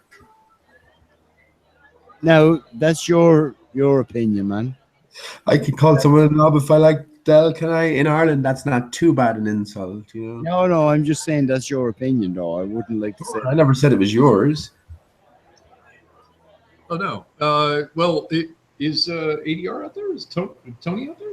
I didn't see him. No, he must be asleep because he didn't appear. So let me clarify briefly. Oh, there's 7 watching now. ADR is definitely lurking. So let me clarify briefly. It'll take about a minute if you'll bear with me. Just because I have the opportunity, no big deal. So I was banned from Antonio's chat for about 2 days, and I couldn't get sort of reinstated, which was fine. But I discovered that was because of ADR. He said that. Yeah. Right. Okay.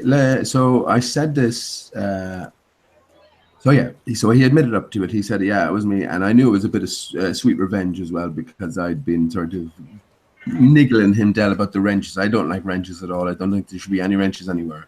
But anyway, so on a chat with Antonio and Vincent and Karen just before they were doing a sun tracking, and I shouldn't have been there really. I thought it was just a casual chat. But went in there anyway, and this guy, Anthony Russo, was due to sort of come on air and give his sun reading results from the Southern Hemisphere in Australia or something. And I was going, because I was thinking it was like a casual, I didn't realize it was a sun reading hangout. But yeah, I was going, if ADR is in the chat now, give everyone a wrench instead of him. And that'll crack him right up, especially because the other Anthony Russo had a wrench. But anyway, I said that, and Vince came in and said, then I got a bit angry about that, and said that I was trying to defame ADR, and that ADR had tried to act properly at the time, and it was because it was a mistake. There was a fake Pete Shea going around, and I said, no, Vince, that's not it at all. ADR was getting a bit of sweet revenge, so Vince sort of lost the handle a small bit, overstepped his sort of mark powers in terms of wrenches. I kick you out sort of stuff, and I said, just Vince, don't talk to me like that. I know what I'm saying is true. I later on encountered ADR and just had a little chat to him, and he admitted that it was so just wanted to clear that up. And yeah, that's no big deal. This is all mini drama. It doesn't bother me in the slightest. But if someone is wrong, it's always nice to be able to prove that, you've been mistakenly, be it attacked or wronged, So just to clear that up, lovely. There's only 4 listening. Who gives a fuck anyway? And anyway, there can't be just 4 listening because there's 3 of us here. So unless there might be just 1 listening, so that we're included in the number. So it might be just 1 solitary person listening, and there's the 3 of us as well. That adds up to 4. Actually, I've had similar things go on too, where you take things the wrong way, or something gets out of hand, or something like that, and it's mini drama. It's mini drama, Larry. But yeah, ADR likes his wrenches too much. And like anything else, those who seek power the most are the ones who are probably least suited to be in power. And wrenches give you that sort of sense of, I'm not going to say power because no one has power over me, but you can see, you know what I mean. You know what I mean. Yep. I got without my trip. Without saying. No, go on, Larry. Sorry, man. Oh, okay, Dale. I didn't mean to step over you. I apologize. No, go on, man. Go on. Little lag. Some of the channels where I'm like, no, don't even. No, I don't need a wrench. I can handle myself, and deal with the conversation. No need for a wrench or something. Well, the way I looked upon it, right, because anytime when a hangout opens up and there's chat box, it's potentially like a fucking troll fest and everything else, right? Oh, of course, yeah. I saw 2 years ago your man Sensi with his flat earth debates and all that. At first he was like fucking going on about freedom of speech and blah blah blah. And then at one stage he decided to give everyone a wrench. And someone was saying it's like, giving everybody a gun going into a place. And it's kind of like everybody is fucking like detente, because everyone is sort of equal in the wrench department, right? And I have to say, I took that policy when, you know, doing this thing. Just give everyone a wrench, That's a and good then policy. the people who are really being assholes or trolls Take it off them, yeah. make Perfect. themselves known very quickly, Yeah. and everybody else then has the wrench. It's kind of like the way Free Chan did it in the day, and the same with Poncho P. The people who are trusted, you know, get it. Now, having said that, I've seen what's going on lately in the whole wrench department. You know, some people use it for just shutting down other In the people. whole wrench department. Hear you, man. Yeah, but you know what I mean. It's someone with a wrench. You know, if you get a wrench, I've often typed into the chat, and it's my idea anyway, or my not my idea per se, but my policy is that if someone's looking for a wrench, they're the last person you want to give a wrench to. It's the Right. same as the politicians. If they're putting themselves forward for election, well, that's the last person I'd be fucking. Um, Rule number one of if you want responsibility is you don't put yourself forward as someone looking for uh, power or whatever. You know. Now Yep. that might sound a bit weird, you know, for most of the people that because we're all brought up to, you know, you gotta strive to do X, Y, and Z. But why would you want to strive to have power over your fellow man? That's Yeah. my question. Precisely. Thank you. Thank you. Cha-ching. Yeah, well, seriously, Larry, I'm not being funny. I'm being genuine here, and you I know. see what I'm saying, man. You see it, and I Yes. hope other people see it. All there's 8 watching now, would you believe? And it's not like I'm looking for numbers, but Seems like me are looking for numbers, Del. 8 people listening to this is better than 44 or 33 people. Yeah, I'm gonna mix it up, Del, a little bit and tell them all to fuck off out of it. Go on, fuck off. No, we're talking about ideas. We're actually putting ideas forward. And leave us talking peace. That might just encourage more of them to come along. You know, black is white in this movie. Holy crap. We got like 103 dislikes? What? No, I'm kidding. I'm kidding. I'm just listen, I'm a jokester. I like to have a good time. No, honestly. You're funny, Larry. You're funny. And like me, Larry, I think you've learned to laugh at your own jokes as well. Yes. Don't wait for any other fucker to laugh, you know, because sometimes you'll be waiting and you'll be waiting. And I mean, you know the story as well, Del. Yeah. Oh, I know the story too well, and that's why I'm here on my own little, you know, boat. Yes. On a nice level plane. There's lots of topography around us all, but we can see, you know, it's flat. It's not a globe. This bullshit has to stop, right? That goes without saying. We're in company of people that already know all this, and I'm not an evangelist. I'm not trying to convert everybody. So people are here. You take this hangout for what it is. It's a pub hangout, and we already know what the trip is, right? Yes. And anyone who wanders in, I'm quite happy to tell you what, you know, my point of view of the trip is.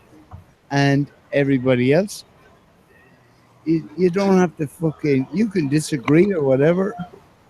Go make your own hangout. That's what I always say to everybody else.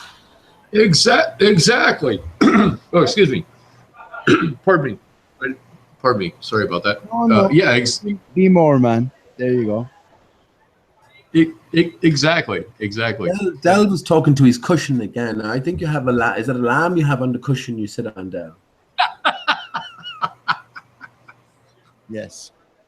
I was saying, we always, when someone sneezes, we used to say, bless you. But in reality, we're saying be less you.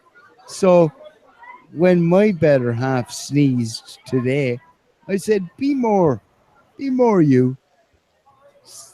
So that's, you know, that was a revelation. And that was a P. fucking, that's the first time I heard P talking about that. But it makes sense. But there you go. That's, you know. So the next time you sneeze, instead of saying gesundheit or bless you, say be more you. Now, on a similar line, Del, when you say to somebody, God bless you, you know, it seems like the natural thing to say, but then we have to ask who this God is or who Lord God is, you know, and you're getting into a different territory there. But if God blesses you, is this a demiurge we're talking about? We know Frank talks about a demiurge, the Gnostics talk about a demiurge. So who are we giving away our power to by the whatever is contained within our vibration or within our expressions of our own vibrations, you know, so it becomes a bigger question. But yeah, I think all of these words count. And, you know, like the word soul, I mentioned this before, you have three different definitions for soul. But the first thing that the doctors do when you're born is take a little prick of blood from your soul, you know what I mean? So it's all symbolic and representative, and there's no words that are similar accidentally, you know. So be less, bless is not incidental, and that's where I'm at the minute. That's a good point. That's a good point, Pete. That's a good point. I didn't think of it that way. That's actually a great point. And as I said to Del earlier on, Larry, we know about the rice experiment, right? Where you, on one jar, you write sort of negative, nasty, dark expressions, and the opposite on the other jar. And the other jar tends, the rice within that tends to sustain, whereas, you know, you have decaying and decomposition within the other. So to take that a bit further, then you could divide the good rice in two and put be less you on one, and on the other be more you or something. So you could see sort of a further subdivision of intention, you know, and how much words potentially have an influence on reality. Yeah, we've been duped. We've been duped. I want to get off of the flat thing here, and let's go. Come on, let's go. We've been duped all our lives, you know. That goes without saying, doesn't it? But at the same time, we can all gather together here and say, yeah, we've been duped, but fuck ye. You know, you're not going to get us to fucking go into your bullshit corral, you know? Yep. And continue on doing what we're doing and fake to be grudgers. Not me. I'm in the fight for my life at this point, and not for my physical life as far as health wise, for my financial life. I'm in the fight of my life, and I'm like, that's how they're doing it. They're attacking everybody financially. There's a lot to be said about the medical end of it and all that. You know, they've been getting it since we were born, basically. But that's one that you can actually point to, say, all the banks, you know, defaulting on people getting thrown out of their homes, etc. Yep. And that's like normal. It's been normalized. No, that is not normal. It's always a bad thing, but yet they normalize all that kind of shit. So this kind of stuff. Oh yeah, sorry, Larry. Go on. No. I just had a thought there. I was like, who could ever do that? Who could ever do that? Even if you're a banker or something else, and you have to make we have to make a certain quote or something like that. Yeah. Who would ever do that? Let me answer you in one sense, Larry, and this is a pressing question that I've asked a few people now, and I've got silence. The Jewish people in general view the rest of us as we're led to believe. Now, this is just as we're led to believe. A lot of, as anyone knows me, fakery goggles are always on.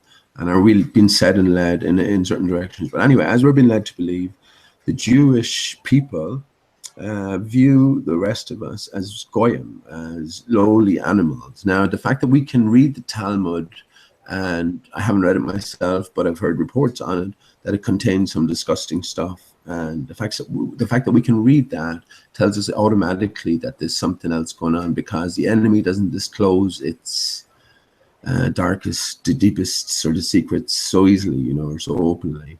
So, but the point is that if you're viewed as a lowly animal, well, then your life doesn't matter, you know. And if you're dealing in a battleground which contains maybe potentially a group, a race of people, or maybe not people, you know, some other force that views you like this, and that views your life and death as insignificant to them, then, you know, that's a different battleground. P, right?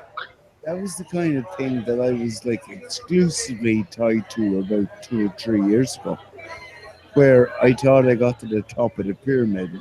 The Jews were this, that, and the other. I know. But I've come to realize that, yeah, there's lots of Jews in positions of power.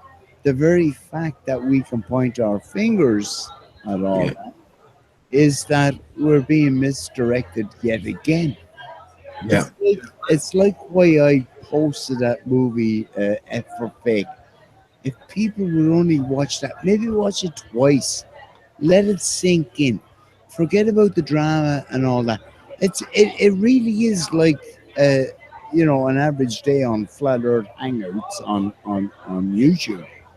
There's drama and drama, and when you look behind it, you can see the bullshit. You can see the truth then, you know. And I'm not trying to, you know, degenerate any or you know what I mean, cast dispersions on me. I'm just saying from my own point. Speak your mind, Del, and don't apologize to anything. No, I'm just saying from my own point of view, man. And what I say is a record of what I say, you know.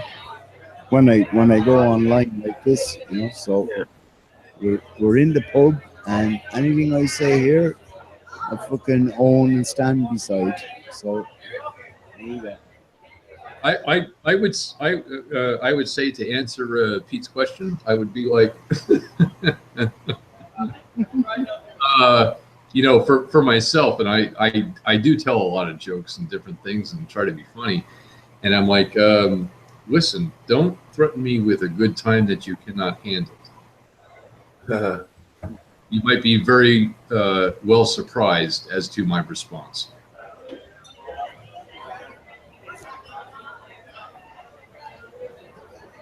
Well, I would say I would hope you'll be able to put us up in, you know, good conditions. And what's going on? I didn't understand what Larry meant there. So we're going to have a jamming session. I'm bringing over me guitar. Right. No, it was actually, Pete. That was kind of like an old-fashioned, you know, expression type of thing. Like, don't threaten me with a good time, because you're probably not going to like the outcome. For that, I was agreeing. In other words, I'm going to give you a hell of a good time. It was an agreement with what you're saying, because of what we now know and what we've now learned. Don't push me, because you're not going to like the outcome. If that makes more sense. Okay. It was like a veiled threat, basically. Don't you see? I'm trying to piece that together. Don't threaten me with a good time, because you mightn't like the outcome. So if I was to threaten you with a good time, how would I put that in some sort of context? Okay, all right. Let me say it differently. By trying to a tree. Don't threaten me with a good time. No, it's not like a good time. Like, it's nothing sexual whatsoever. It's like, don't threaten. Whatever. Like, you're gonna come at me with everything you have. Everything you have, the arsenal, the whole 9 yards. you're going to threaten me with a good time. Well, be careful how you go about it, because you might not like the outcome. If that makes more sense that way. That's a bit better. I just never heard that expression before. To threaten someone with a good time. Are you looking for a good time? I guess. Yeah, I can see maybe where that's coming from. You looking for a good time with me?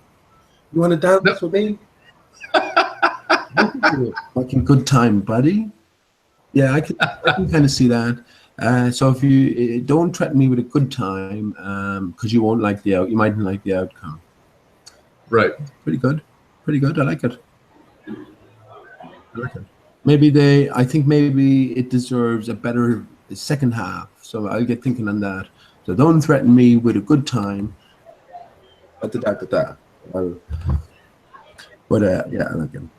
We just end up we can clear up. Time, you know. Affected begrudgers. Yeah. Like the begrudgers and begrudge the feckers, and that leaves you in a conundrum, because if you begrudge the feckers, that makes you a begrudger, so you're fecking yourself. Well, that's however in your mind. But It's true. Feck the begrudgers, right? So we feck the begrudgers and begrudge the feckers. No, I use the word feck. Maybe I should just say ignore the begrudgers. That might be better. Someone who fecks Del is a fecker. So feck the begrudgers and begrudge the feckers. All right then, I'm going to change my slogan to ignore the begrudgers. No, that's my addition as well. That's that's sort of like a representative of the catch-22 that it really is life. But feck the begrudgers, and I added on begrudge the feckers. And you have to begrudge the feckers sometimes, but that makes you a fecker if you feck the begrudgers. Yeah, but you can do it passively. You ignore the begrudgers, right? And there you go. Ignore the begrudgers and feck the women. I'm with you, Dal. I'm with you, man. No, you added the other bit. You know, any women I fake is purely in private and nothing to do with. Do with any of the the begrudgers. I'm just thinking, Dal, about Brian in Dublin, and how I gave him the name Father Shed, right? And you know, Father Ted shouts feck, arse.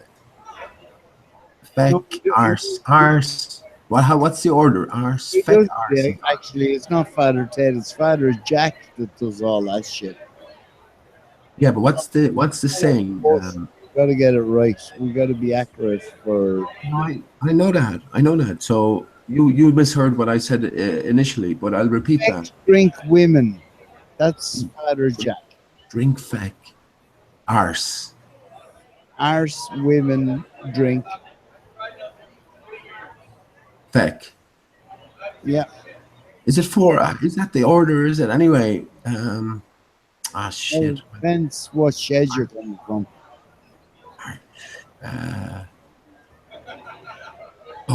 What was the arch?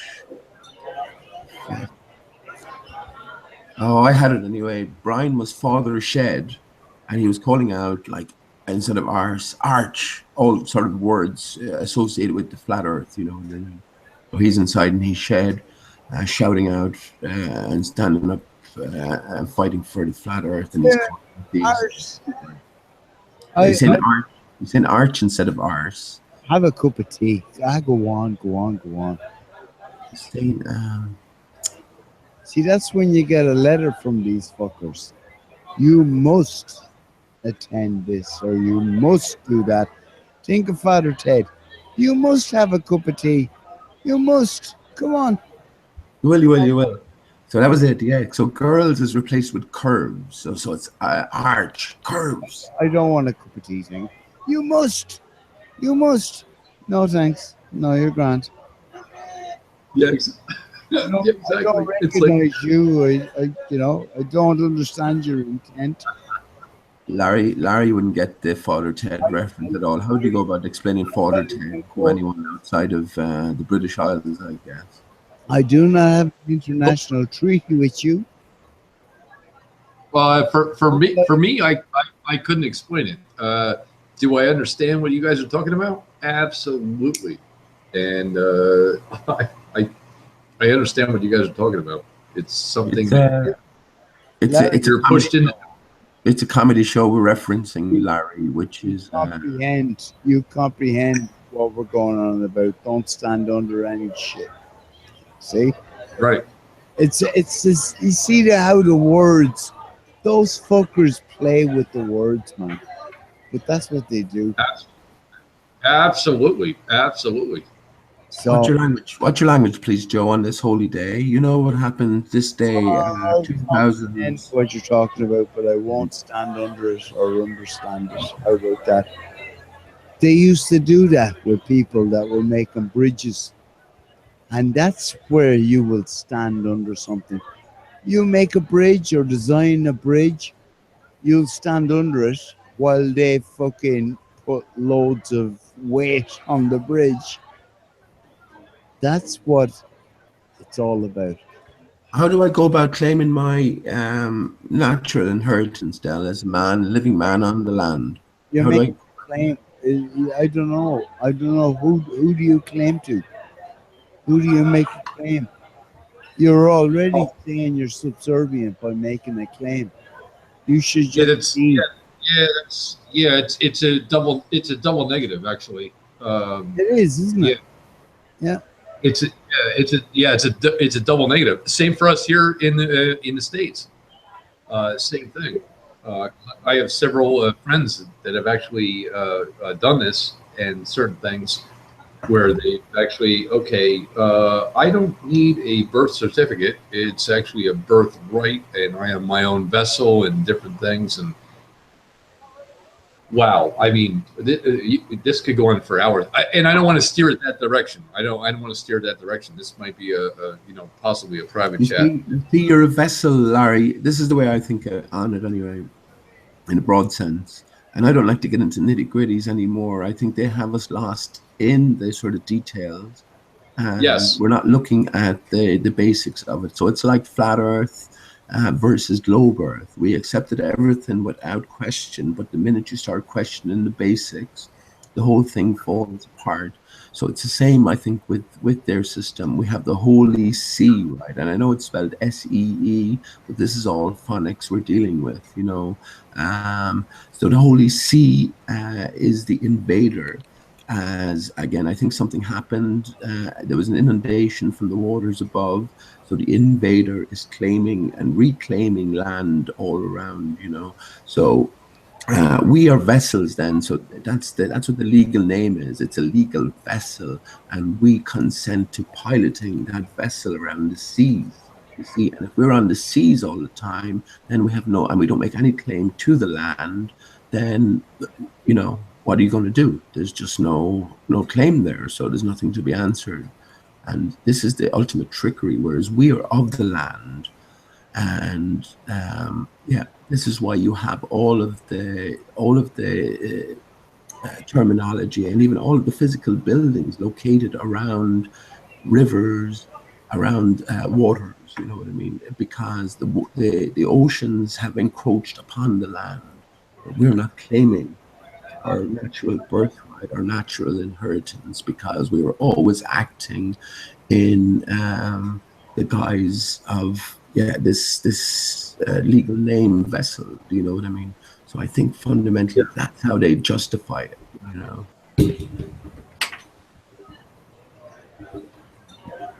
Oh crap! Jimmy's in here. I'm dropping pills. I'm a mess. Wow, Jibster. Hey Jay, what's up, brother? I found you just by going to YouTube.com, and you guys were on the front page. I never would have found you without the flat Earth. You know? I'm glad you got the link anyway. At least it's working there. Nice one, man. Because I'm subbed to you, I saw that you were live. Right now they got Jem's food pantry soup kitchen party going on right now. Oh, brother. I don't know. There's lots of New Not even- popping up with rangers flying everywhere, but I don't know. I'm just sticking to my own pub at the moment. That's Would you hear, nasty in here. Jimmy, the numbers are bound to double. We'll surely get to 6 at this stage.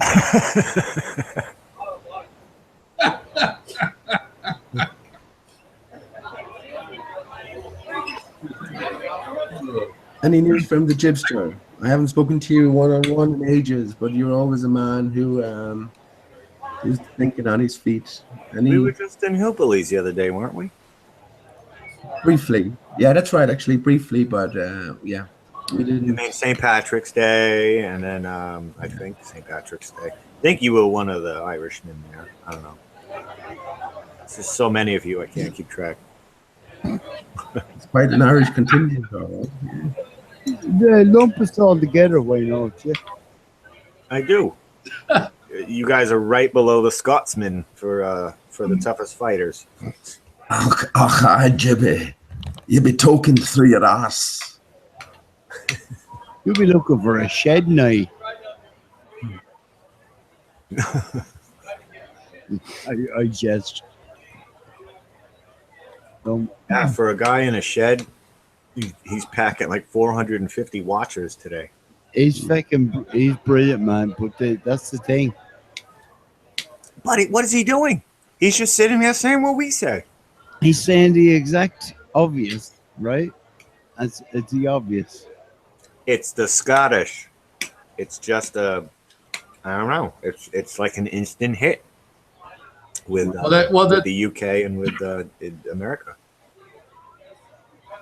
That's why all the numbers are skewed and wrong and everything else. And obviously, we've all been around for a while. So if you put a Southern accent on Dell, have him say the exact same things, he would be lucky to pull in 25, 30 viewers. I'm telling you, it's the accent. A Southern accent on Dell? What are you kidding? Well, but I'm saying that would make a huge difference, and it's kind of sad, but it seems to be true. What do you mean, but? You know how I hate the word but. However, no, seriously though. Somewhere along the line. What is the difference between his hangouts and all of ours? Yeah, somewhere along. We're screen sharing regularly or whatever. We're just all guys getting together, just having a good time, having a discussion, and just chilling out. Hey, I do have a new guitarist, by the way, Jay. Oh yeah. Yeah, she's pretty hot too. She? Uh-huh. Ooh. Mm-hmm. So, if I will possibly go live tomorrow with this one. It's always the question. It's always a question. I mean, and when I was talking to Dell that time, we've been there. You know what I mean? We know that these questions have already been answered for us. We know the Earth is flat. What then is always the next question. Gav came on the other day, and Miles, a guy called Miles, was on. You might have heard it. His argument was that if you're going to argue from hypothesis when the very premise of your hypothesis contradicts our everyday accepted empirical observations, then your hypothesis has to be sort of scratched from the get-go. Now, if you apply that thinking to the rest of the globe arguments, then no progression can be made because they're always going to be relying on these absurd premises to their hypothesis that water can adhere to a sphere, or that we can be moving at the crazy speeds given without recognizing it in the slightest. You know what I mean? So there's no further advancement in any sort of argument, only because the globers have nothing. We know the globe is dead because they can't produce exactly this type of evidence or indication, so no, it leads to the question, what are we going to do? Negator's X on gravity.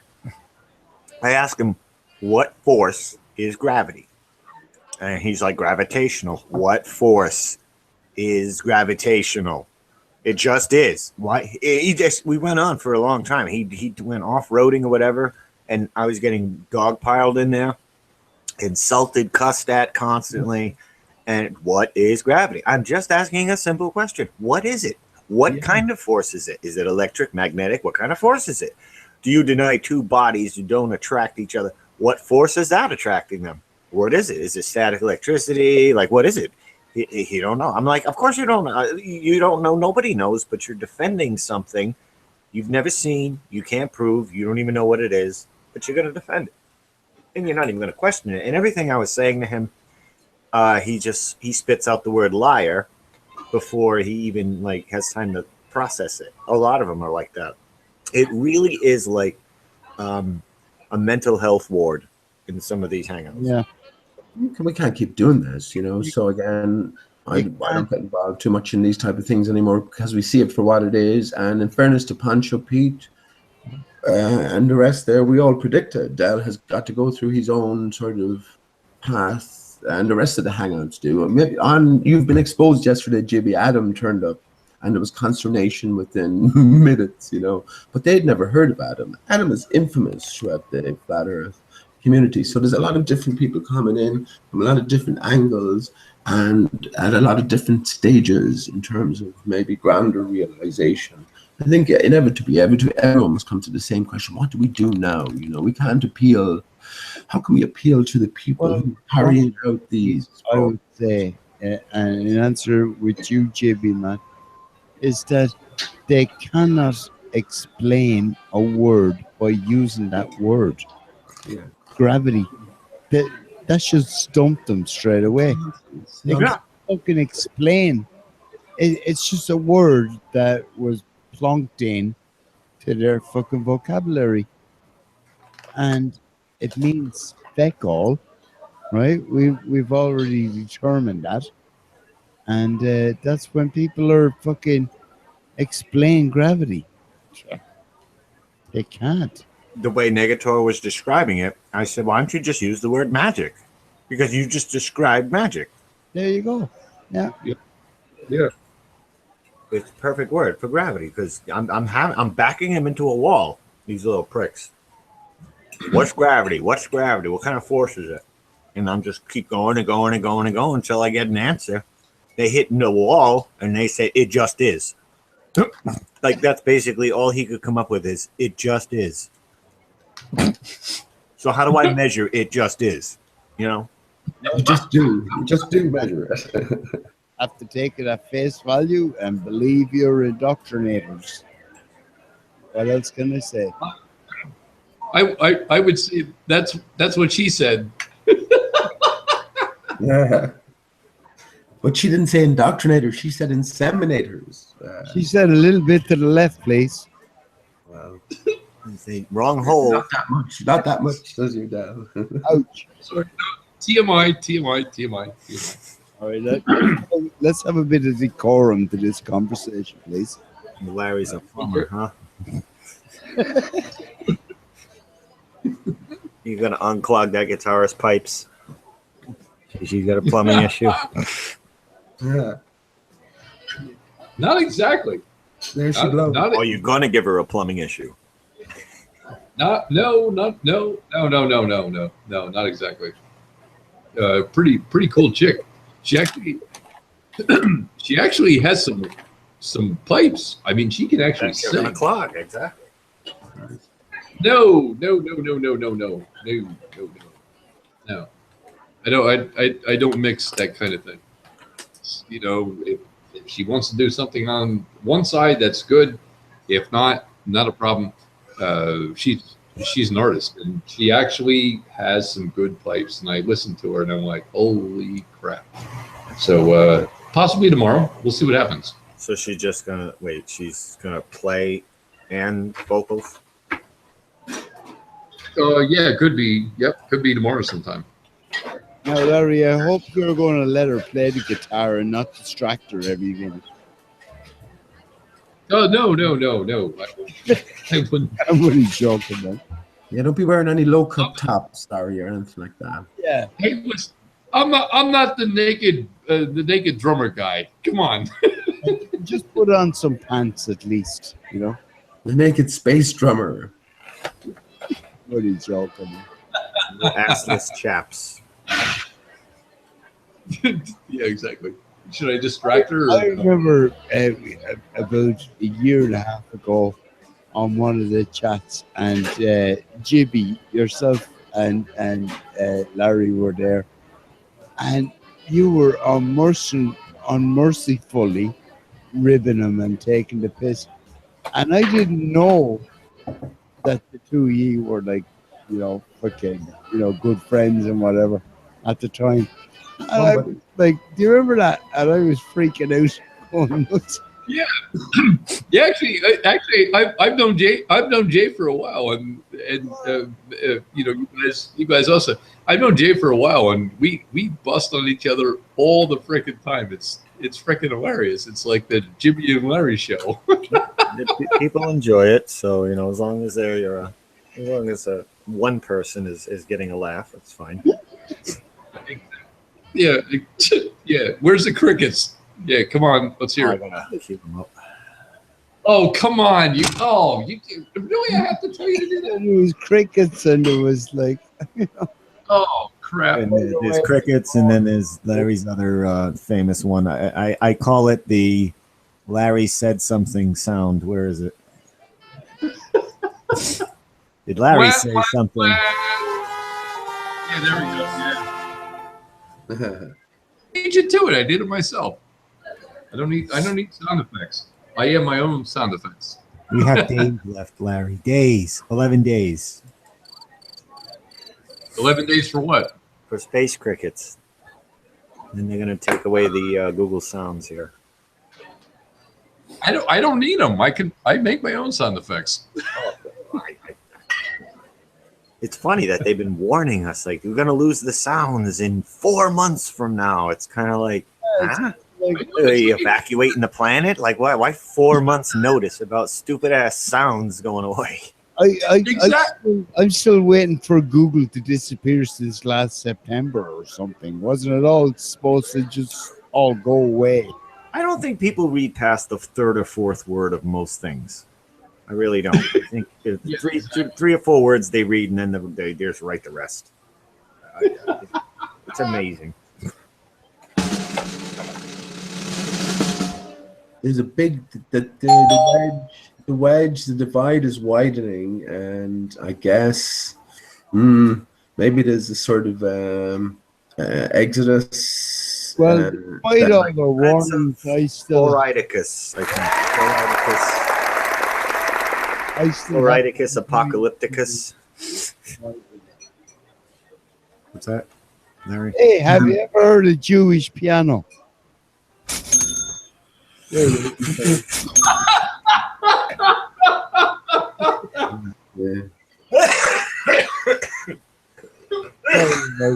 Oh shit.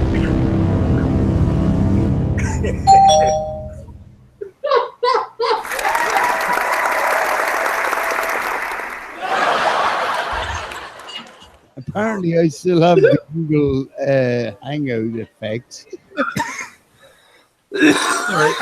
Oh, man, you caught me. The liars, they tell you do not have the effects anymore, and then you click on the link and you still have the effects. No, it's supposed to be April 26th, I think. Yeah. I haven't seen April in like 3 weeks, so I'm not sure. Well, I'm still in April. Ooh. I think we're April the 15th, if I'm not mistaken. Yeah, I believe I'm in the middle of April. No, that's not what I meant. That's not what I meant. The only reason I'm going by their bullshit dates is because everybody else goes by them, and if you're going to make an arrangement, to do something.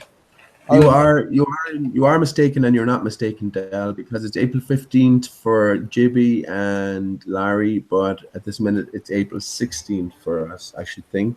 No, I might be wrong there. No, it just turned the 16th half hour ago for us. For all of us, so he's mistaken all around. Sorry about that, Dale. No, yeah, I I meant April was the last girlfriend I had. Her name was April. Oh. I knew you were guys talking missed- about a bird called April, but I went with the date thing, and everybody else got on board. There's some You knobs. guys totally missed it. I see Justin Bernard out there. Justin, shout out. Justin's a good man. Always a shout out to Justin. Is he in the chat, man? Do you want the link, Justin? He would. I don't know if he's still. He's out there. He's out there in live chat. Yeah, man. Hang Because on. there's that Jem's Soup Kitchen Pantry party going on, and there's like 50-something people in there. But it's just Spur Keysmo there by himself on the total like Earth Discussions plus other trolls panel, and they're just dogpiling him and dogpiling. People are like, Jibby, go in there and help him. I'm like, can't. This is trial by fire. He's got to take the rights of the passage of the Jedi. He's going to handle this one on his own. Texas is like, yep, right on. And sometimes you got to do it by yourself. It'll make him stronger. Spurs is well seasoned in these type of arguments, you know. And, he's getting well. He got stumped with what does CGI stand for? He didn't even know. Wait, what? Wait, well, whoa! He didn't know what CGI meant. He didn't know what CGI stands for. No. Oh, come on. They're really like, yeah, they know how to target him with. All they got to do is, do you know how to change the lens of a P16 243 S5? Blah blah blah. No, well then you don't know shit. Like that stupid ass tactic. They're kind of messing with him with that. Where if you don't know the mechanics, the details, and the very atoms of the thing you're talking about, then you don't know anything, which is stupid. It's just what do I they call love it? the way all these theoretical scientists go. You're talking on a computer. That's science. Oh, really?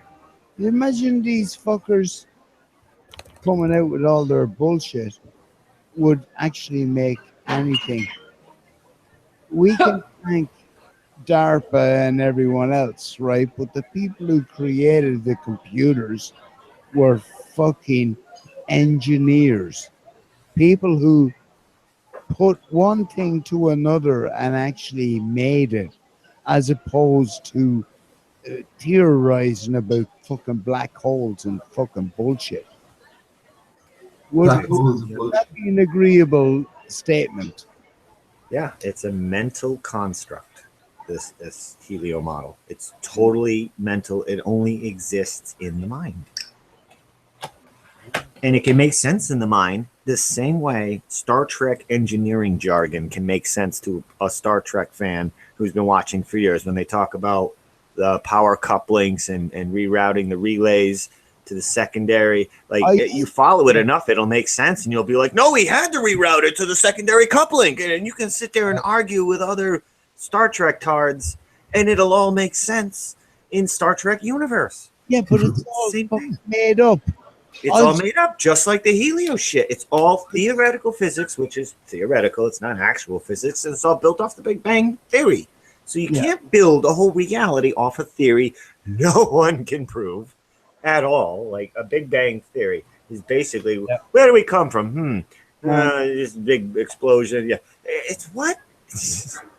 I don't know. They got that from seeing the color shift of the stars, the way they were moving, and they appear to be moving away from each other. So this is where the Big Bang Theory comes from. Color shift of stars.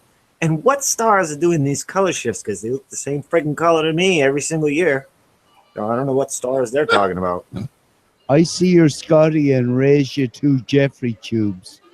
Have the power running to those Jeffrey tubes, or else you got to. No, the Jeffrey tubes. That's the ladders that they have to take when the turbo lifts are down. Right. Yes, and you get a tissue and make sure you don't sell yourself too much. What's going on? What are you talking about? Oh, it's Star Trek. See, we're in the narrative of Star Trek. You see, we're talking about fucking Star Trek fiction, whereas these NASA fanboys believe all this shit. You know, They there's want to Jeffrey apply the Star Tubes. Trek stuff to real NASA stuff. No, but there's Jeffrey Yeah. Tubes in their reality, man. You know, fuck's sake.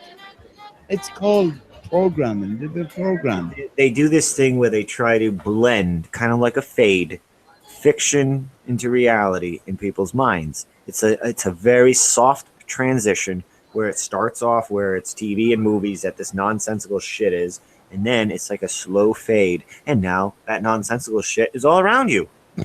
And it's just as real, though. It's just because it's in your head. So everybody's like, "Wow, fun day on the ball today, isn't it? Look how we're spinning." I remember when I was a young. I think actually Jay is getting pretty good. I mean, this is pretty good. Yeah. I remember as a young lad, right, Larry, and we'd be sitting there watching some movie, some cowboy movie, whatever, and someone would get shot, you know, and they'd be dead. And my nanny, right, my grandmother, said, he's got his wages now. He's gone up. And you know, that rings so true now, to this day, when I think about it. You know? She'd be talking about the actual story as we were watching it, but she would destroy everybody's, leaving your fucking dispelled belief at the door. She go, oh, he's got his wages now. He's gone off. You know? You know, like where I'm coming from. I don't know. Hello, can anyone hear me? Yeah, I hear you. Yeah. Yeah. Granny. I think me granny was pretty much on the ball on that one. I think she called it out pretty well.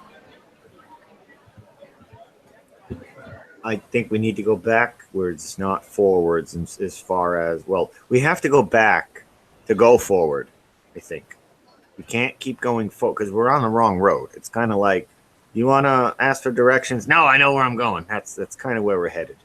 And it's that kind of driver who's leading us, the society there. And we have to go back to go forward. Our grandparents lived longer than us, so we need to go back to see what they were doing to live longer. And you know, you see what I'm saying? We have to backtrack to where the detour started to getting sicker, careful. dying younger, all this shit. Be careful how far you go back, though, JB. As we know, it's very Your sat nav out the window. It's potentially possible that you might be able to go back more than 400 years until you meet a completely different reality, if you will. And you know what I'm talking about there. Dell, we were talking about it earlier on, 1649-ish.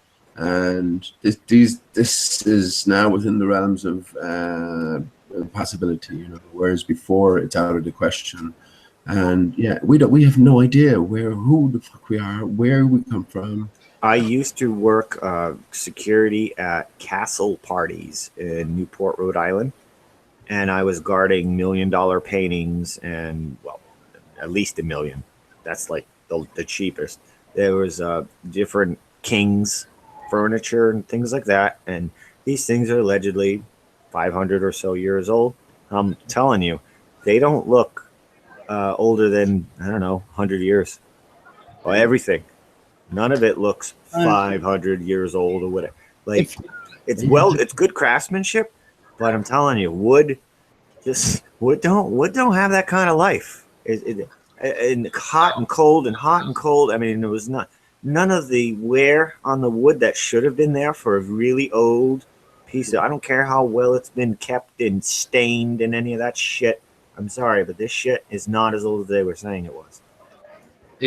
Yeah, I would actually second that. And why in the world would they let Jimmy work security? Dude, I was like 160 pounds soaking wet too. I'm like, I better just jiu-jitsu them if I'm gonna have to do anything. Just wrap them up like a pretzel. Have you ever watched a movie called F for Fake? No. Right? Orson Welles' last movie. I uploaded that last night. Instead of going on the Hangouts, I actually found the movie in me hard drive. I've been meaning to upload it, and I uploaded it, and there's no copyright strike yet, and people are watching it. You should watch it, man. It's one movie that I would recommend from the mainstream, and it's from 1973, and it actually shows. They actually just. It's just. Oh! I saw the title. Was it F for Fake 1973? Yeah, I saw the title for that because the 1973 jumped out at me. So yeah, I did see the title. I didn't watch. Yeah, and it was a black and white. Okay, yeah. I'll tell you what. It's not even black and white. It's a color movie, but how it jumped out for me as well. I found it years ago, but it was the same year that my own father died, and we ended up moving back to Ireland because I was living over in America at the time. And so to me, it's kind of like, wow, yeah, 1970s. Wow, the year I was born.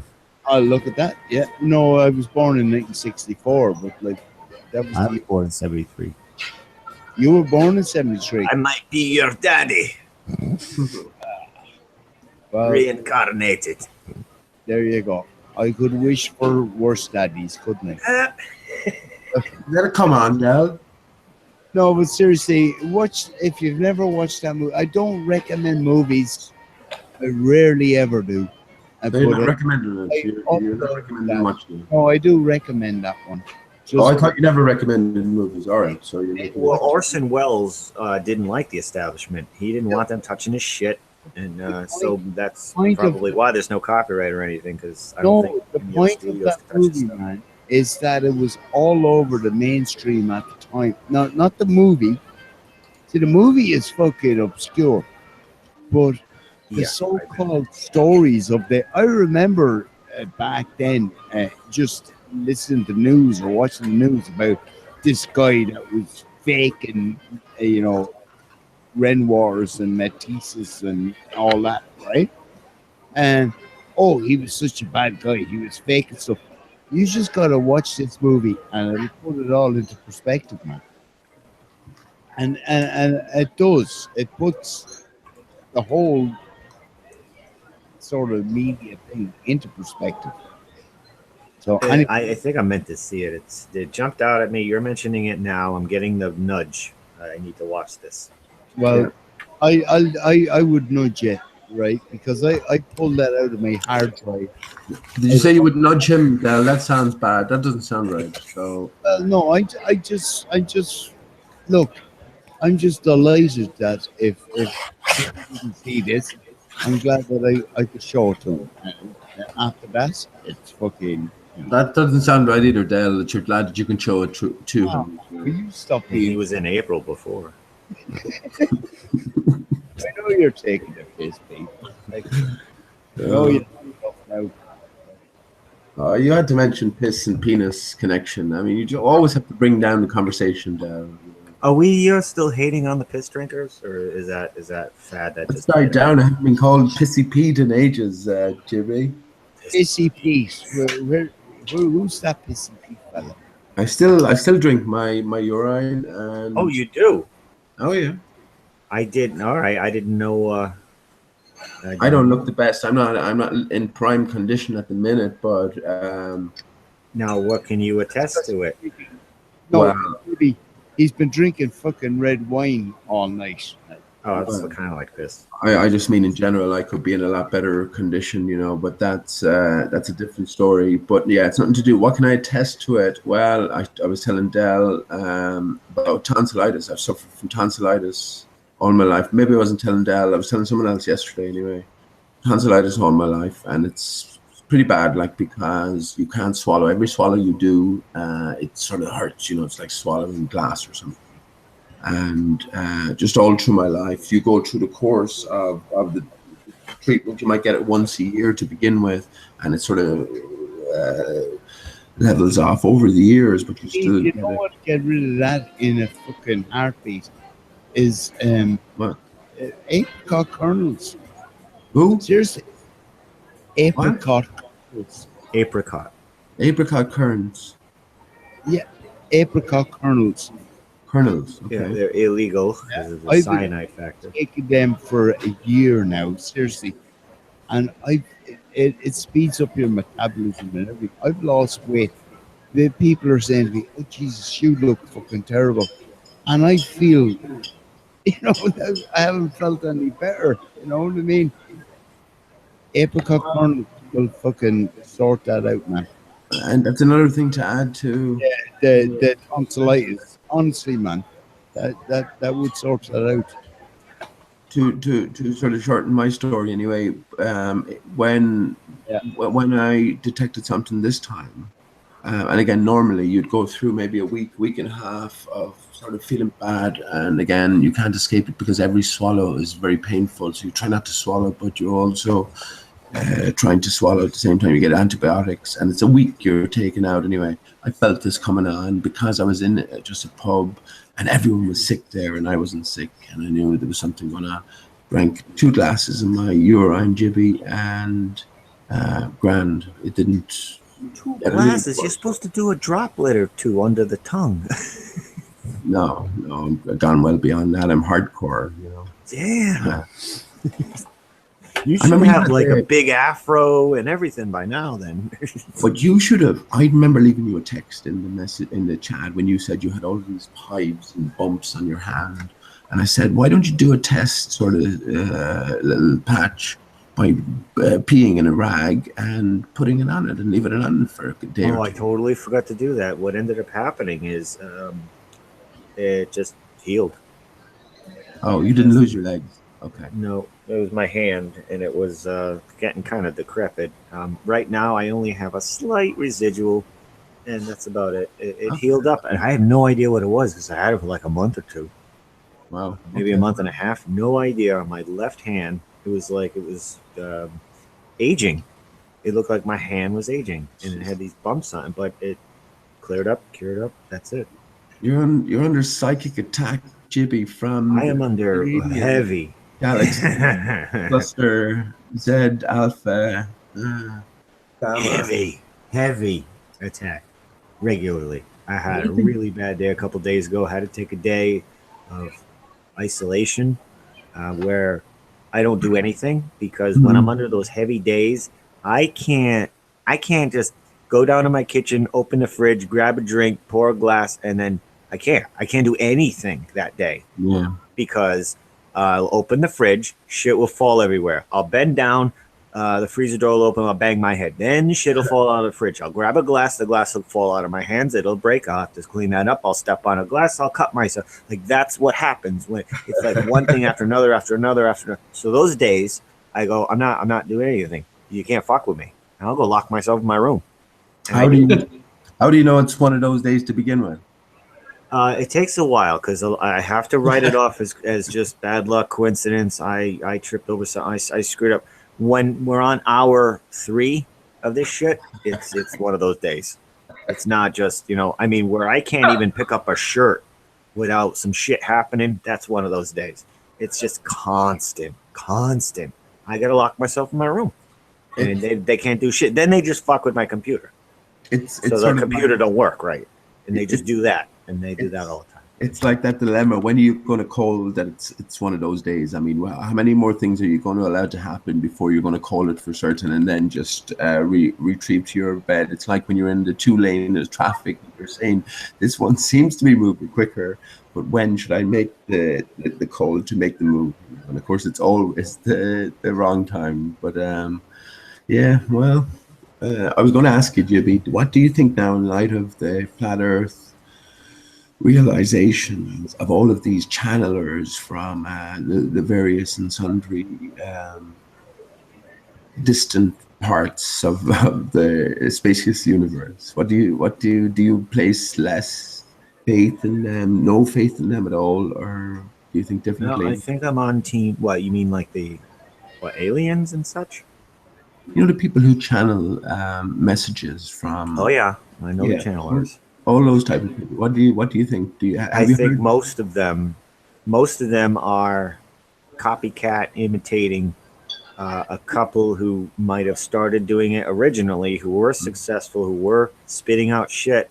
they shouldn't know and was verified, and people were entranced by it, kind of like, you know, when you go to the circus, now you want to be an acrobat or something, you know, because of what you saw. I think it was one of those things, and they were charlatans. My ex liked Abraham Hicks. You know, that woman who channels Abraham Hicks, and she has to change her voice when she's channeling. There's the other guy, Cryon. I can't remember. Pete something is the guy's name who does the guy Cryon. Hello, children. I am Cryon of Magnetic Service. I like Cryon for some reason. What about Bashar? What about I like Cryon? What's that? What about Bashar? You know, Bashar the. I've heard of that. Yeah, and no. And anybody attached to the Ashtar Command Group, it's like they seem like a cult. He's very convincing. I've heard him on a few occasions, going back a few years, but it turns out he's Paul Anka's brother, who I think wrote "My Way" for Frank Sinatra. So that's an interesting connection there. Yeah, I'm sure you've heard of Bashar, but yeah. And there was one Barbara.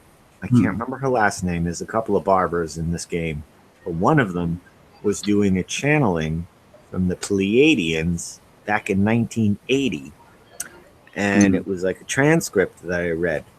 And when I read this transcript, something just clicked in me, like it was like a sleeper cell waking up. Like there was shit in there that did something to me. It triggered something. I can't explain it, but activated. It was like an activation of some kind. Like I read trigger words, and it was from a Barbara. Have you ever listened to Sherry Shriner, man? You know Sherry Shriner? No. She was going big time on Organite and all that until the Flat Earth came, and she's still saying there's intergalactic space, you know, anybody pushing the intergalactic aliens crap or whatever, they are not going to come to Flat Earth, because that's basically admitting everything they've been saying, channeling, spitting out, making money on, selling books over was all bullshit. So those people are definitely never going to admit to a Flat Earth. Yeah, I've seen a lot of people on the so-called conspiracy road. As soon as Flat Earth came, that blew their concept out of the water, because, you know, fucking space and everything else. And they were using NASA photography even, you know. NASA sees UFO, you know, that kind of bullshit. That feeds into another strand to just keep people off the truth road, you know, in my opinion. Yep. They're never going to admit they were lying. NASA, the channelers, alien hunters, like that's the end of their whatever, their scheme, their paradigm, their job, their scam. It's done once, you know, Flat Earth is out there. So they're going to fight it tooth and nail. So it's not just the trolls, it's anybody who has something to lose, especially, you know, losing face in the face of their lies. And that's going to be a lot of people. This is big business. Who isn't compromised then, Jibby, and who can be potentially, possibly trusted over someone else? What I was going to say is, it's again, what sort of fight can you sort of put up against an enemy that you can't even identify? You know,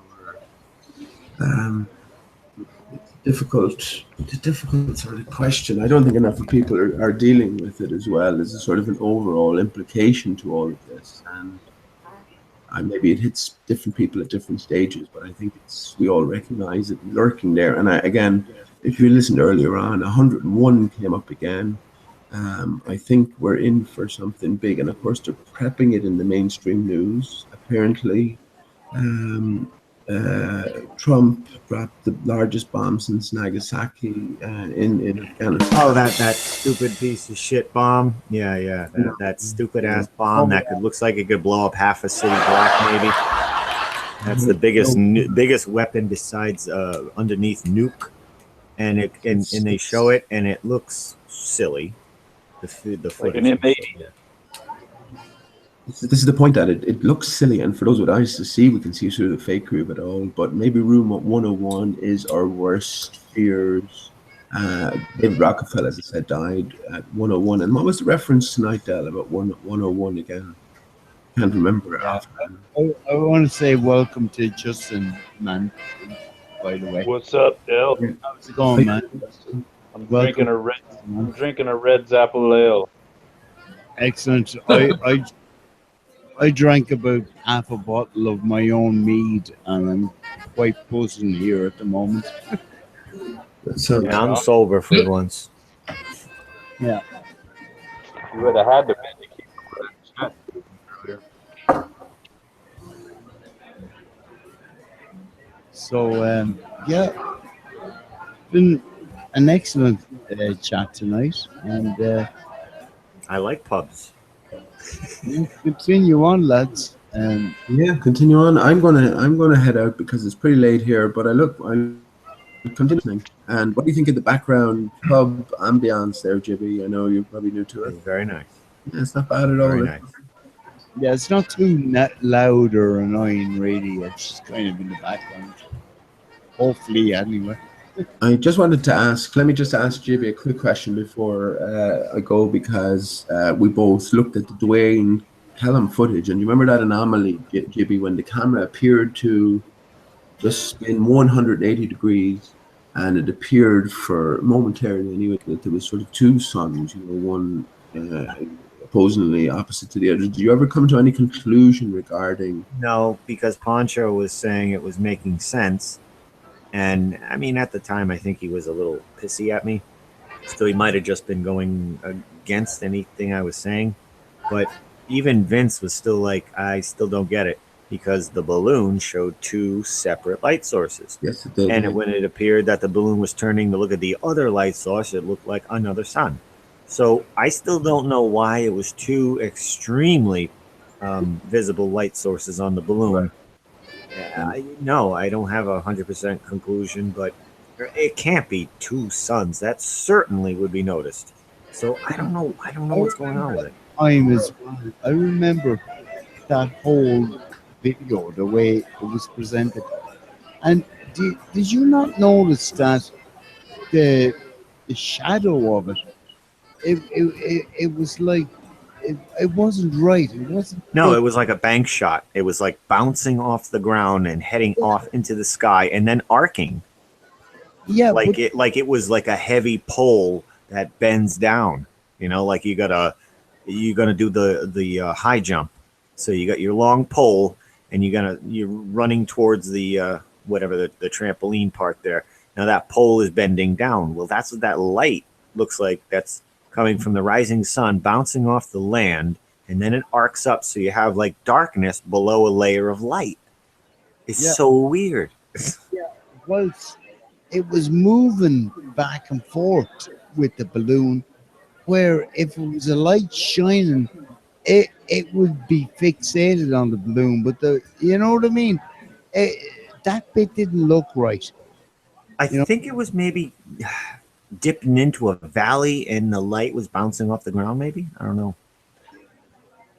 Oh, Larry dropped. Well, man, I honestly don't know, but all I know is that it didn't look right, When I asked Pete, the reason I asked you there is because he seemed to indicate that it was already settled, or you had come to the conclusion that it wasn't what we thought it might be, and that the camera was actually going 360.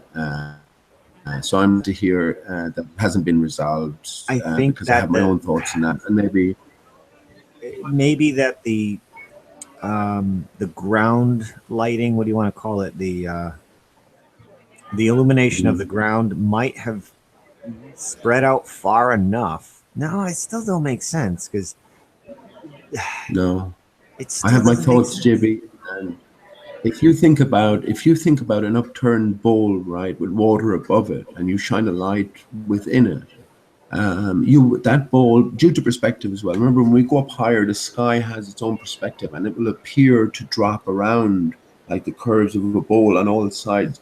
So if you have a light going up there and it's reflecting against a watery backdrop, which acts like a mirror, You know, if you're talking about a sort of a focused reflection, that's the way I view it. And yeah, I'm still continuing my thinking along those lines. So I'm glad to hear that you didn't solve it really, or you're still No, I working. didn't bury it as completely debunked yet, because those are two very large light sources reflecting on the balloon, not a regular light source being the sun and then a really tiny dot. It wasn't like that. It was all, it was like the same size almost, light reflecting on that balloon.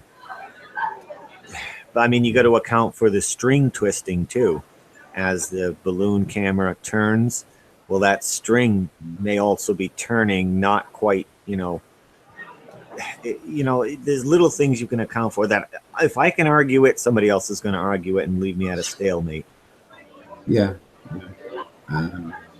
Well, yeah, I'm just glad to hear that it's not settled yet, and maybe next time we talk, I'll maybe expand a bit more on what my thinking is.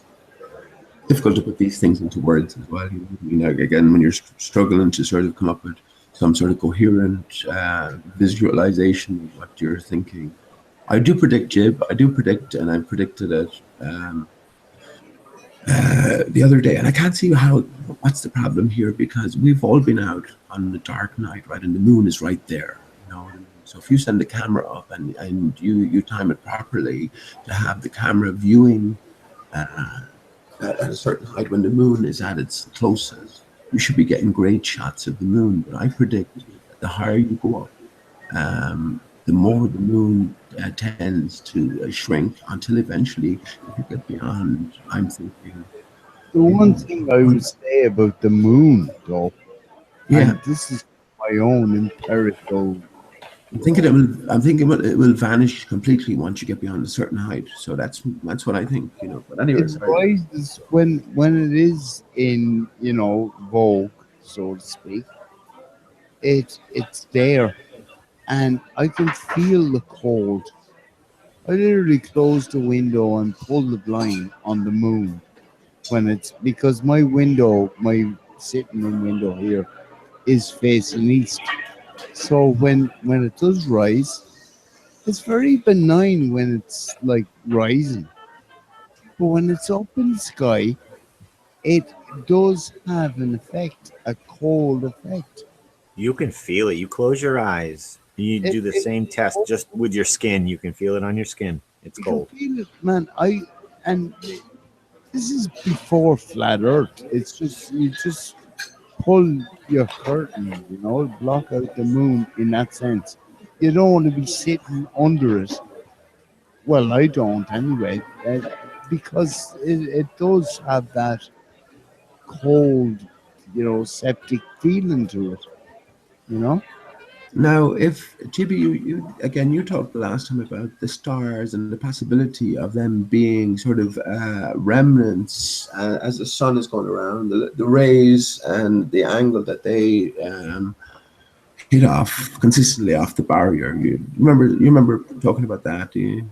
Yeah, each sun ray could be a Right. star. Right. So what if the moon is exactly the same? You see, here's the thing about it being cold.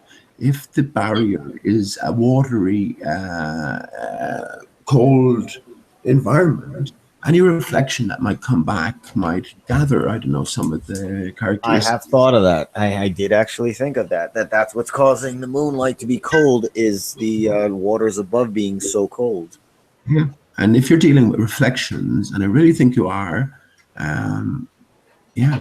It's the only body in the sky is the actual sun, and who knows what the planets are as well. I think just to expand on that a little, if the moon is actually a picture of the sun, you know what I mean? It's sort of I don't know. Remember Jim was talking about these Chinese mirrors, something like that. So we're actually getting to see what the face of the sun is in the moon. But as you change your angle of viewing, the moon will alter with that. They used to, from what I hear, they used to call people lunatics because they believed in the moon was really there. Right. Like, like they knew the moon wasn't there, like it's kind of like a bank shot reflection. Right. And So you're a lunatic. and the moon rotates the exact same way and the exact same speed, it seems, as the sun. So it's kind of like they're the same person. It's JB. That's what I'm thinking, man. We're dealing in sort of magic mirror land, and the barrier between the atmosphere, between the earth and the waters above, is acting as a shade, a perfect mirror. You know, we know water will reflect. Now, there are dots around the sun. I'm thinking if they're illuminated, and what we are looking at with the moon is actually the backside of the sun, because when you're looking at the moon, it does seem to have like dips and valleys and shadows being cast. Well, if these dots are near the sun and they're being illuminated, then the other side of the sun, those bright dots could be what's casting the light on it. It's just we're so in the dark. We're just trying, because I mean, it does appear like it's a surface. It does when you're looking at the moon. Yeah. Very up close with the telescope. There's shadows and things like that. You guys remember Itmar? Remember who? Itmar from Itmar. Estonia. Oh, I remember it, Ma. I don't. He said maybe the sun is focus point. I kind of like that idea, actually. You know. If you think of like a magnifying glass or something, you know that. Yeah. I think the sun is a focused reflection off of the dome. Yeah. But if you think about it, nobody really talks about this, but rainbows prove the dome. You know what I'm saying? Mm-hmm. You can't have the rainbow without a dome. A lot of people say rainbow is proof of a dome, just because you can't have that without glass. There has to be glass involved to have a rainbow.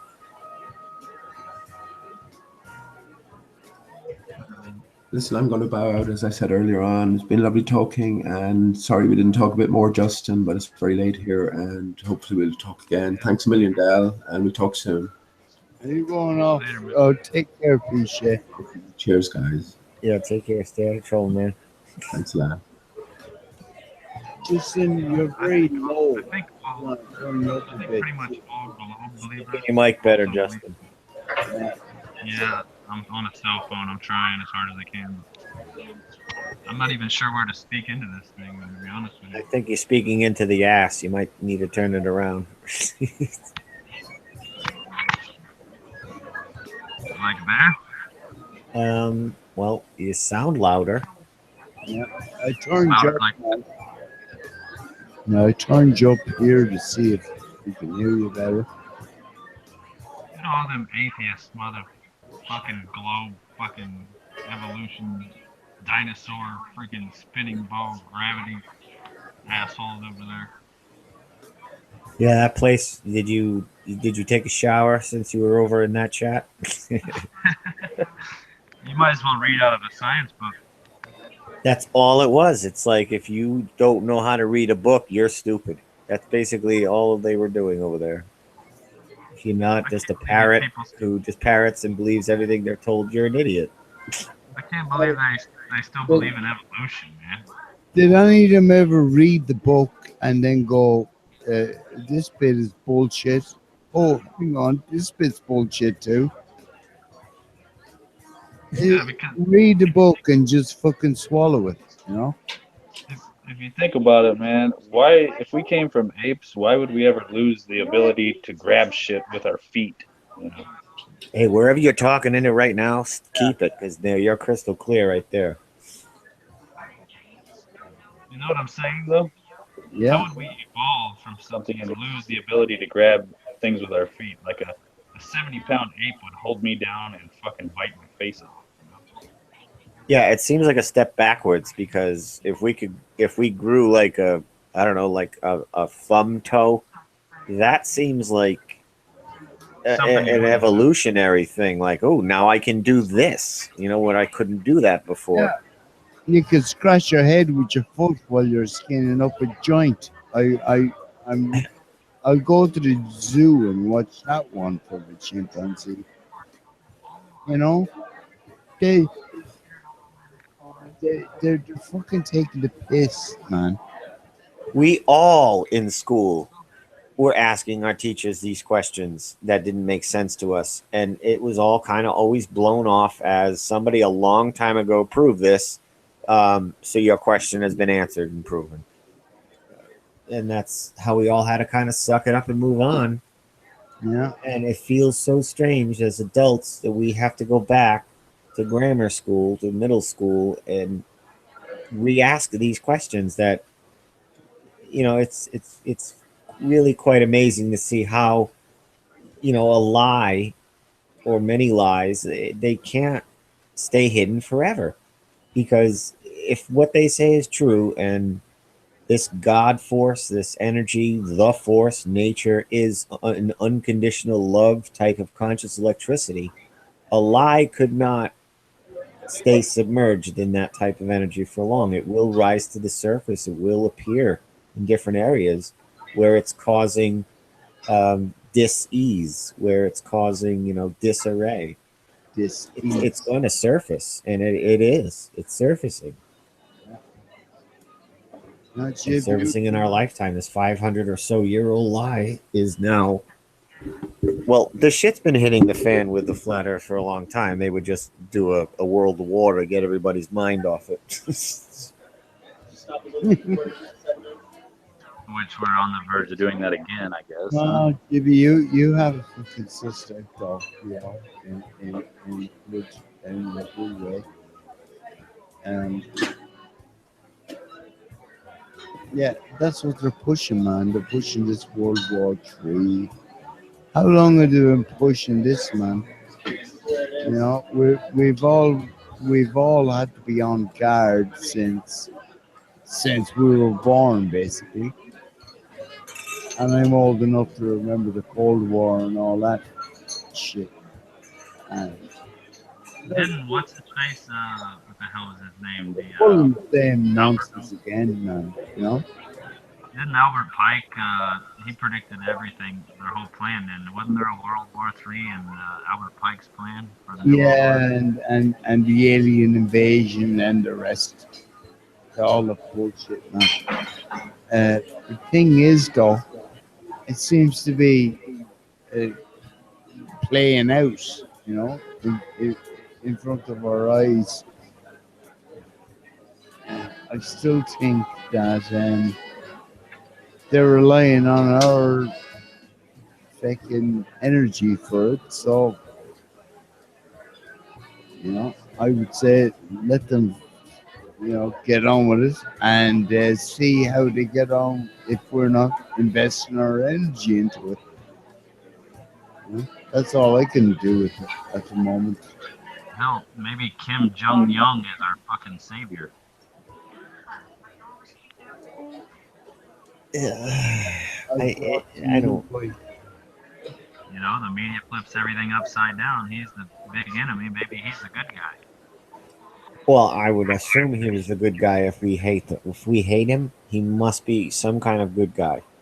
Because any dictator who's shitting all over their citizens like North Korea allegedly is, the United States would be begging to be their best friend. Oh my God, you are so sadistically evil. Can we join you? Are you kidding me? Like, if North Korea was that sadistic and evil, the United States would be praising them.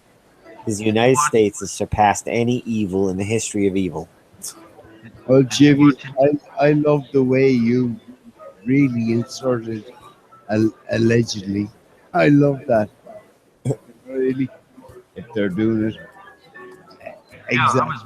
That's, you've got it fucking nailed, man. I was watching that their leader, however the fuck you say his name, on that parade thing they had the other day, and the guy's like, he looks pretty. He doesn't look real evil to me. He looks pretty cool. I don't know.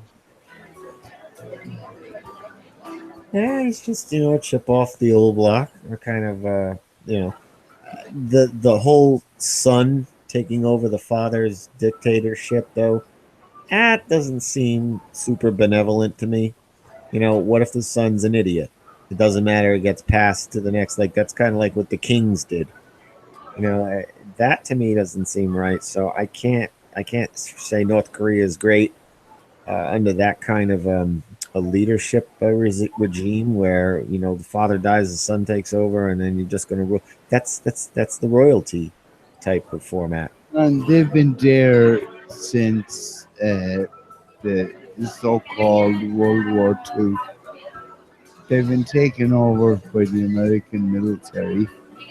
And they've been sort of just, groomed and presented to us on the world stage.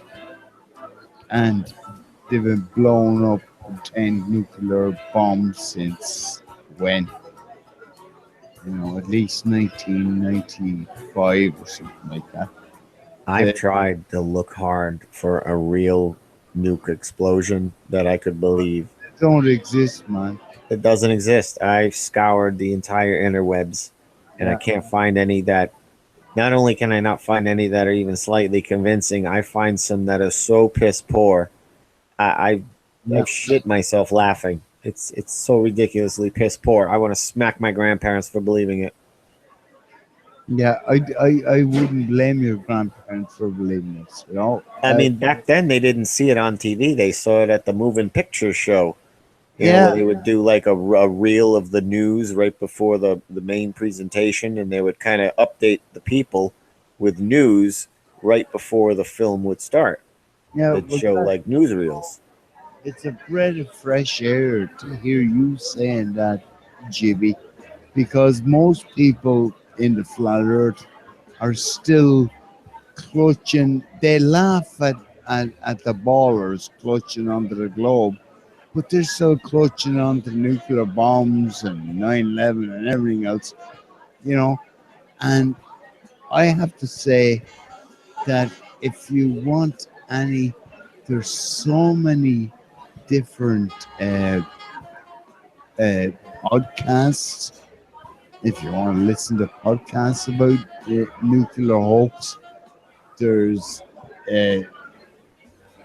fucking documents you can read. I saw some new Galen Windsor videos going around too. Oh, yeah, don't even look. I posted that a long time ago. I fucking did it. Even forget about Galen Windsor. Just go and look at the nuclear hoax. There's an awful lot of stuff out there. Oh yeah, I've made threads on conspiracy forums about fake nukes. I've done my homework on it, and I've really tried digging really deep, like somebody's ass is up to my shoulder. I'm in there so deep looking for a real nuke, and I can't find any. Yeah, man, fair play to you. But I wasn't addressing you. I was literally saying to whoever was listening, all 7 people at the moment. But you know what I mean? In the future, just listen to this stuff. Look it up. We're not taking the piss and we're not leading you astray. How about that? That's a good disclaimer. No, oh man, some of the nuke stuff is one of them that looks like the film is melting. I love that one, or like a shit bubble, like a shark. Yeah, that's a fun one, and just the reenactment acting in these by these alleged soldiers or whatever is hilarious. Like, we're busy here looking at this this terminal here, and we're checking. Like, holy shit, though. When you're looking at it from that perspective where it's fake, it is hilarious to watch because then you see the fake in everybody. You see the fake in everything. Oh, I can see. I've been seeing the fake for a long time, Jimmy, and I never made it. I've always said. But the thing is, I would give an award to the person who designed the tripod that kept the camera steady as that nuclear bomb went off, because there was not one incident of wobbly fucking camera. Was there? Do you know why? because the whole thing was produced in fucking Lookout Mountain, uh, Laurel Canyon. They're all fucking in on together. So there you go. Yep, but the SAR bomb, TSAR, that the video that they have on the internet, and we have the SAR bomb going off. When the tremor shockwave finally reaches the camera shakes briefly, but it couldn't be a more obvious cartoon. And I'm like, they're not saying this is the real explosion. And I looked and looked and looked. Oh, they are. They're really calling that the real. I'm like, holy shit. This is the point where it's time to go. If adults are looking at these cartoons and they're putting their life on the line thinking it's real, it's time for us to go. Let these people stay here, trapped in the corral to go get slaughtered. But those of us who can see we need to go. We were raised on the diet of cartoons like Fred Flintstone, right? That reinforced the whole idea of the fucking, dinosaur age and the caveman bullshit. And but at the same time, they mocked us by showing us, stuff like the the Jetsons. We're up in space, We live in an automated world where everything is sort of. And funny enough, man, most people do live in that world. Just go to your local mall or shopping center. That's what it is. I can't do it anymore. I can't go back into the energy. Their energy, the Facebookers, the sheeple. I literally just get sick. First, it's like I get sick because it's such a low vibrational, self-hating derp, just mindless derp. I get sick. I just can't. I'd rather be all alone and sad and lonely than be around that. And I am. Is that just showing his camera there? Yes. Yeah. Good What are we man. looking at, Justin? We're looking at you, man. Are you looking at porn? What's going on? I'm going to the Jacks. I'll be back in a minute. So I trust you guys to look after the pub. All right, we'll guard and fight off all the trolls in the chat that aren't here. Good man. I trust you guys anyway. You're good people. We'll do what we can. I'll BRB. What up, Justin? Because isn't North Korea like one of the countries that isn't on the petro or on the under central banking? That's what I believe. They are not part of the Fed. Yes, you'll find like every country that we're fighting, bombing, and starting shit with are not part of the what is it? What's the correct term? The fiat currency system, the Federal Reserve dollar. I don't know how to describe the people who are not going along with the Rockefeller Rothschild monetary system. Yeah, monetary. The scarcity, fossil fuels, dominance.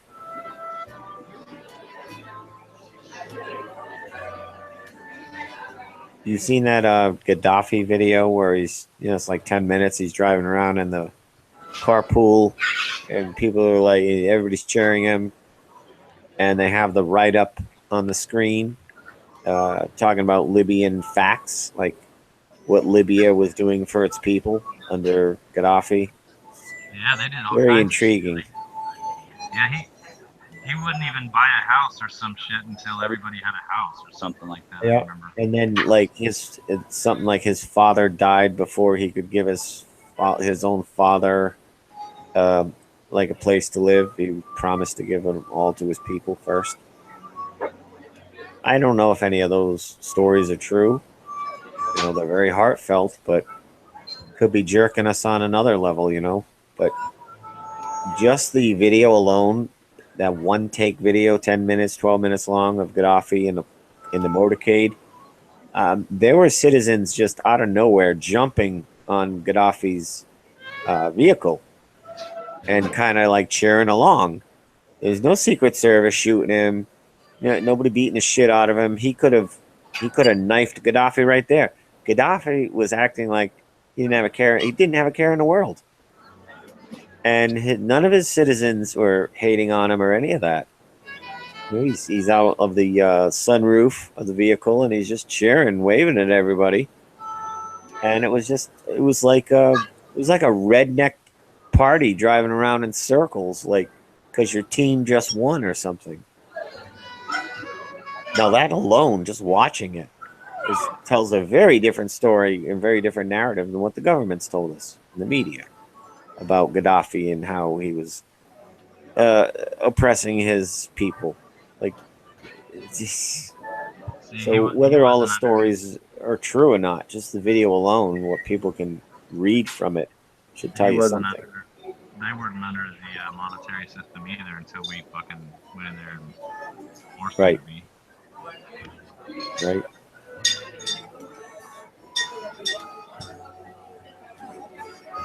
Is somebody at a restaurant, or is that the natural background of Dell's thing? That's Dell's pub. Yeah, it's kind of funny. You can hear dishes clanging and stuff. That's fucked up. I didn't even notice that.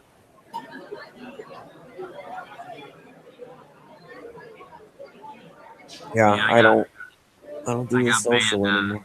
What's that? I got banned from Earth discussions for quoting Neil deGrasse Tyson when he said that they're 96% ignorant of how the cosmos works. Oh, they're so heavily invested, indoctrinated now more than ever. You know how much time they've spent sitting in that ED discussions for months now, or whatever. Like, they're so heavily invested. They hate any strong flat earthers. They like the weaklings because they don't want to run into problems with their model because it causes Kara to hulk out and go nuts. They're all nuts. It's like really watching like a tantrum fit from the special ed kids. You don't believe what I don't believe. You don't believe what I believe in. You need to die. It's like, what? She's probably like 5'6", 190. Oh, she's got she's got OCD, bare minimum. 5'6", 190. Yeah, she's nuts. She's absolutely nuts. Probably got like really short hair and curlers, and crooked teeth, and thick glasses. Probably a bookworm most of her life, and really hates, you know, people that teased her as a child. And I don't know the girl, but I know she's nuts. That's what I do know. She's nuts. Just listen to her talk. She's crazy. It's like she's grinding her teeth. Didn't you see this thing over here? Don't you see the angle? Don't you see the angle? It's like, holy shit. Who are you talking about, man? That Kara. Okay. That Kara from ED. Mm-hmm. Yeah, she's OCD Hulk rageaholic. Like, she's a rageaholic. They all are. It's just constant F-bombs and cursing and anything to us, and we're just like, and Spurs is in there, and the guy is so well mannered and low tone, and they're just like dogpiling, cussing at him and cursing at him, and he's just asking questions. I mean, they're the sick, disgusting people. Yeah, I took them that the future is now fucking PowerPoint from NASA. I had never seen it before. They went on and on for like an hour looking into it and shit. And finally, Kara was like, "What the fuck does it matter even if it is real?" What does it matter even if it is real? Like, for real? What does it matter? It's talking about spaceship Earth. It's talking about all kinds of whacked out shit. What does it matter? You want to talk about cognitive dissonance and retardation? Holy shit. She got mental problems. Like, I wouldn't even want. I would get a restraining order on her through the internet. It's how nuts she is. I've fucking brought them quite a few shit over there that they didn't know about, like the 13.56 megahertz frequency and shit that ignites salt water and whatnot. And they don't give me any credit. They still call me a fucking idiot. Well, they did say to me before they started hating me that I was asking good questions because I was questioning the New Horizons numbers. You know, the speed that they're passing Pluto at 36,000 miles an hour, and they're taking crystal clear, high definition, well, like, give me a break. Give me a break. 36,000 miles an hour. We're going to look out the window and we're going to start taking snaps, and they're going to be crystal clear. And then we're going to send them back to Earth through all the solar radiation, charged particles, the hell of the shit going on with the asteroid belt getting hit with solar winds, charged particles. That would just create a massive interference just to begin with for any kind of radio transmission of signals. But no, it pierces all that and then pierces through whatever the ionosphere, which causes signals inside of it to bounce off. But this thing pierces it. No problem. Coming in at 1 kilobyte per second. Big, long-ass HD photos. No glitch. Nothing in the... I just went over in every little detail. It's just nonsense. Yeah, and you know the sad thing is, just in this particular case, Jibby, and I'm so sad to report that feck all people are listening to this, and this is the important thing. See, we're talking flat Earth stuff here, and there's 4 people watching, right? And I'm not, going on numbers trips, but the point is, I would rather have this kind of scenario where someone in the future will actually watch this and go and verify, you know? So, fair play to you, Jimmy, and thank you for fucking hanging around here, in such a desolate place of numbers. That's what I do. I go check out, let's see, we got 50 here, 100 in here. Oh, we got 7 here. I want to check out that. Yeah, something, and who am I to say? But like, I've been watching. Well, who am I to say? I've just been watching the whole thing for as long as it's been going on, and all of a sudden, bump! There's other things happening, and nobody is being told about them, except certain people who are in the know. Have you seen that happening? Man? I don't know. Well, like what? Where exactly? Where there's new fucking flat Earth things going on where no one's been told about them. They just pop up. Well, like they finally spread around and then reach us? Like what specifically? It's probably just me being a bit paranoid, but you know. Well, Patricia and Mark, I guess they try to spit whatever new stuff they can.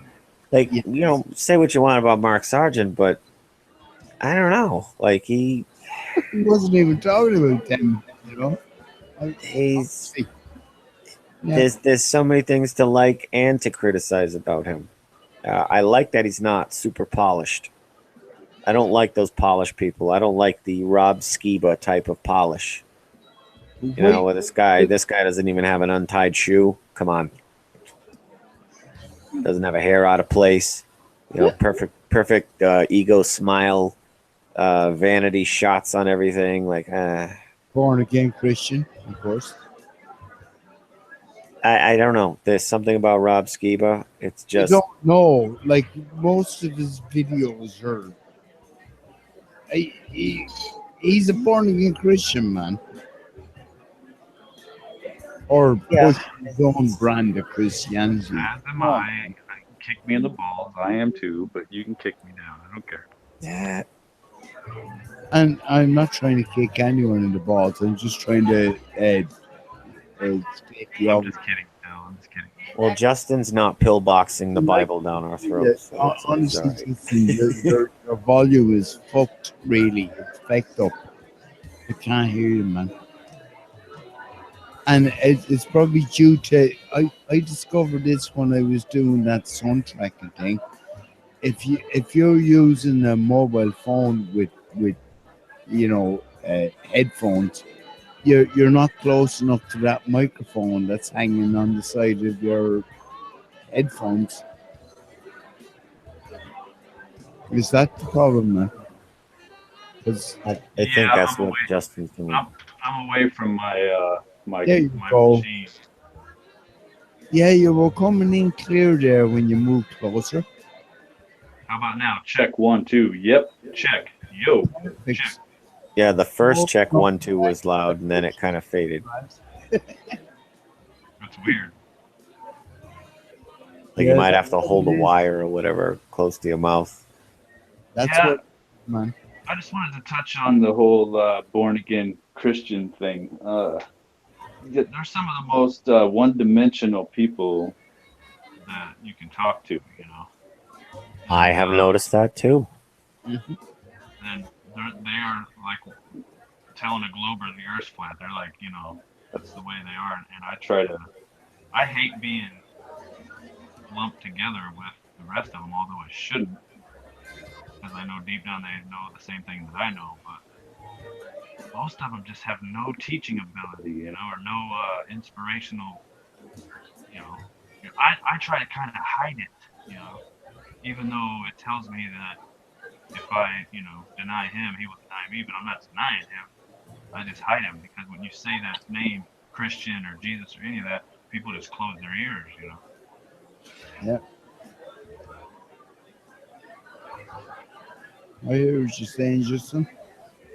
So I don't like to go that route, but I went down such a I went down such a path in my life, Dale, that I was that desperate for change, man. And so all I did was ask, and it was it all changed from that point on.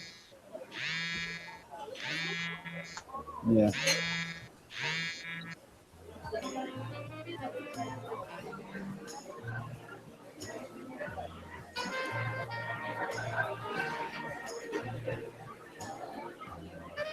Yeah, I like that background because even when there's like silence, there's still noise.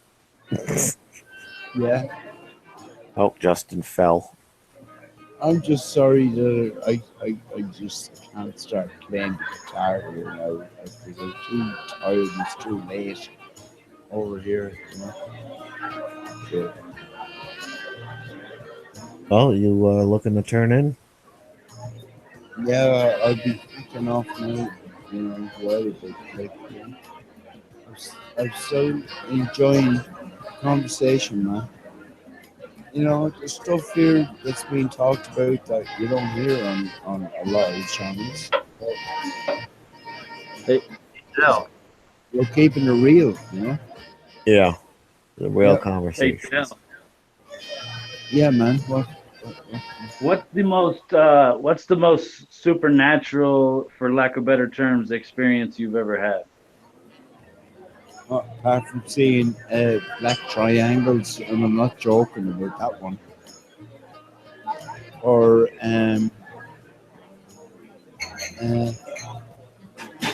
yeah, feeling strange presences at different times in my life. What would you be asking? Just that. I was all I was all ears because that was just what I was looking for. Yeah, well, I've actually talked about that triangular yoke, but by the way, which didn't have lights. It was just a solid black uh, thing in the sky.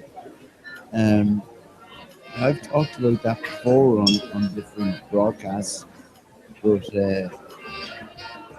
yeah, well, I can't really add to it apart from the fact that I saw it and other people saw it as well. A couple of friends of mine saw it, and we were like literally fucking just like gobsmacked, looking at each other and saying, "You see that?" You know. So Yeah. we go, yeah, but no photographic evidence, so I wouldn't blame anyone for saying that. Yeah, bullshit. But at the same time, it was my experience. I saw it and I believe it, and it was real. As far as Yeah. yeah. You're also talking about feeling present. Oh yeah, yeah. There was definitely a fucking a presence, felt, and yeah, Okay, let me ask you guys this, in both of that, you guys. yeah, try Both of to you guys. explain in, Let me ask you this. Do you think it would be easier to feel the evil, supernatural, or invisible presence? No, I think it's undernatural, not super. Whatever. I think evil is so weak because they lack love. Don't dodge the question though. Do you think it would be easier to discern the dark side or the light side? You're cutting out. I'm missing a lot of this. I can't hear the question, man.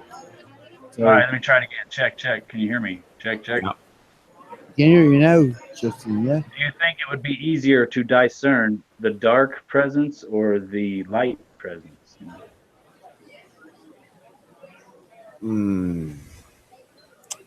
It's tough to see what somebody's hiding behind a locked door in their hearts. The dark side can hide in the light, and we've seen that.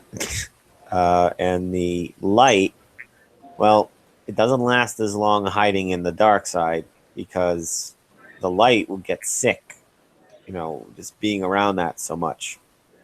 It's kind of like if you're in the sewers, you're going to get sewerage on you, as Paula would say. Yeah. But the dark side, they're looking to conquer. So they'll put on the nice smiles and the fake everything and hang out with the light side and try to blend right in. And unless you're looking for it, it'll pass right by you. You have to be looking for these things. It's the only way you'll find it is you have to be looking. Right, where is the evil person in the room? Ah, there they are. Because if you're just passively looking, observing, listening, you might not detect it. Yeah. And if we're looking for truth, we're just people going about our business. It depends where you're actually looking for it. And I've only ever seen, and I'm not joking here, when I interact with other people in different counties, different places, they really are the same. They're just nice people. So we're constantly looking for this evil. Now, don't get me wrong. I also see the bullshit that's going on, right, with this evil stuff. But when you ask, you see the evil in where I have to actually look, right? Because when I see ordinary people around me, they're not like that. But then again, that's just me. That's my perspective. Can I give you a quick opinion on that? Yeah, work away on you. Yeah, because when you run into people you don't know, and when we don't know someone, we have to like. Oh man, your microphone is taking. That sucks. I'm gonna leave and come back. No, I can hear you now. Yeah, you just stay at that volume. Okay. When you don't know someone, can you hear me? Yep. Yeah, when you don't know someone, I heard that bit. Yeah. there's this natural light that lights up your inside. You know, that you're curious, and you're interested, and because the unknown. You know? So I think when you don't know people, it's natural. Now you're gone into. Can't hear you now.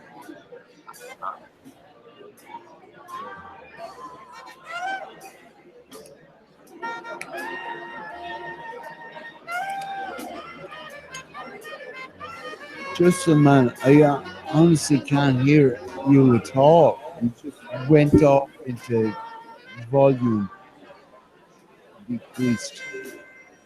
Jib, are you still here? Yep. Yeah, you can testify to that. It's just- Yeah, he just bounced back on to see if it's better. Is it better, Justin? Hey, check 1 2, check 1 2. Yeah, I hear you. But when you're talking, sometimes it's like you're clear, and then it's like you're backing away from the mic. Like All right, how it about just this? starts Check to 1 fade 2. out, and then you cut in, then it fades out. So it's something where you got to hold the mic or whatever steady, I think. Plus, you probably have noise cancellation in there, and Dell's back chatter might be making you do. But I don't know. I muted, and it was still doing it, so I don't know. Find where your mic is located and try to speak directionally forward into it. You can't hear me at all right now. Not really. Sounded muffled like your hand was over a mic. It's crazy because I even put it on the same earpiece. token, Jibby, you are crystal clear.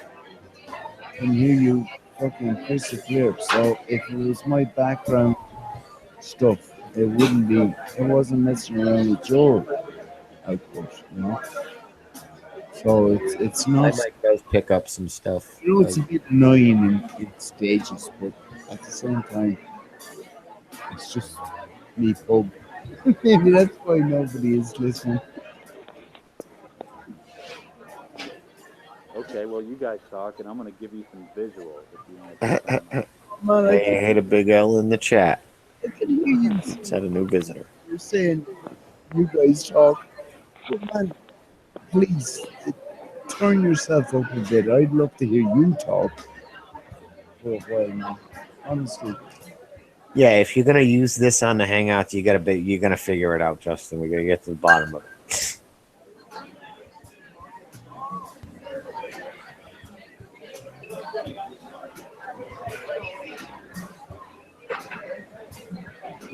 Your camera works fine. I don't understand why the sound doesn't work as good as the camera.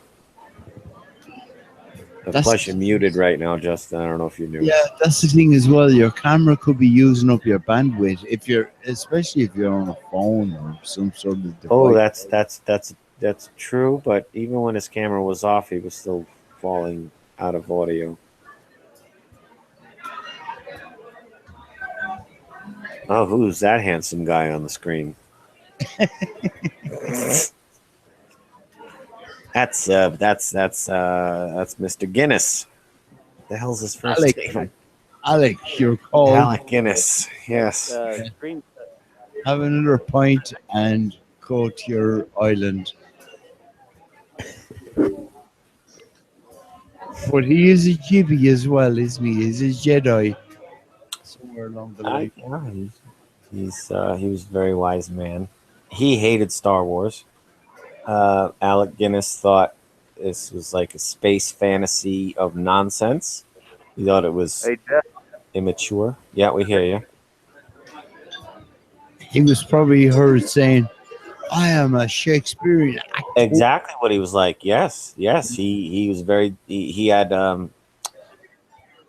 He felt he had like actors' honor and respect, and he felt silly dressing up like that, and so he's trying to make the part very dignified as best he could. Yeah, and he did in a very Shakespearean way. And I'm not being facetious when I say that. It was pretty serious at the time. No, he wasn't hokey. He did it very well. Yeah. But Looked like a lightsaber. Oh, man, I'm just What is saying. that? Is that your lighter? Is that one of them gas lighters? Hey, present me. How are Present you me. getting on there, Justin? He wants to be presented. Oh, we'll present him to everyone. We can't hear you, but we might as well see you, Justin. There you go. Yeah. It's So, there. now how does that work on a flat Earth? Well, actually, how does that work in a vacuum? It just does. Why don't you use that lighter in a vacuum? We'll see how it works. I'm gonna give you visuals. You guys talk. Oh, you know what? You can make a nice fake. Oh, Jaren is doing a fake X landing contest. You got to get it by the 17th. And dude, that lighter is perfect because you can tip it upside down like it's landing. Hold the camera up to it closely and have it land on something, and submit it to Jaren. Just make it look like a SpaceX fake rocket landing. Well, why should we even give SpaceX any energy at all? Well, it's kind of like ridiculing them, and Jaren's channel gets quite a lot of views. So, when people finally get around to Jaren's stuff and they see all of us showing how ridiculous SpaceX cartoons are, I don't know, it's not going to hurt. Yeah, people need to see it. Yeah. Yes. I'm sorry, man. I'm just so fucking disheartened with the whole scenario. Jibby, why don't we try to figure out what NASA is doing? You're my only hope. But we know what they're doing. They're scamming everybody. And on the bottom line of that is, Well, they're not doing it for money. It's not about money. I mean, the people controlling NASA control the printing presses that make the money.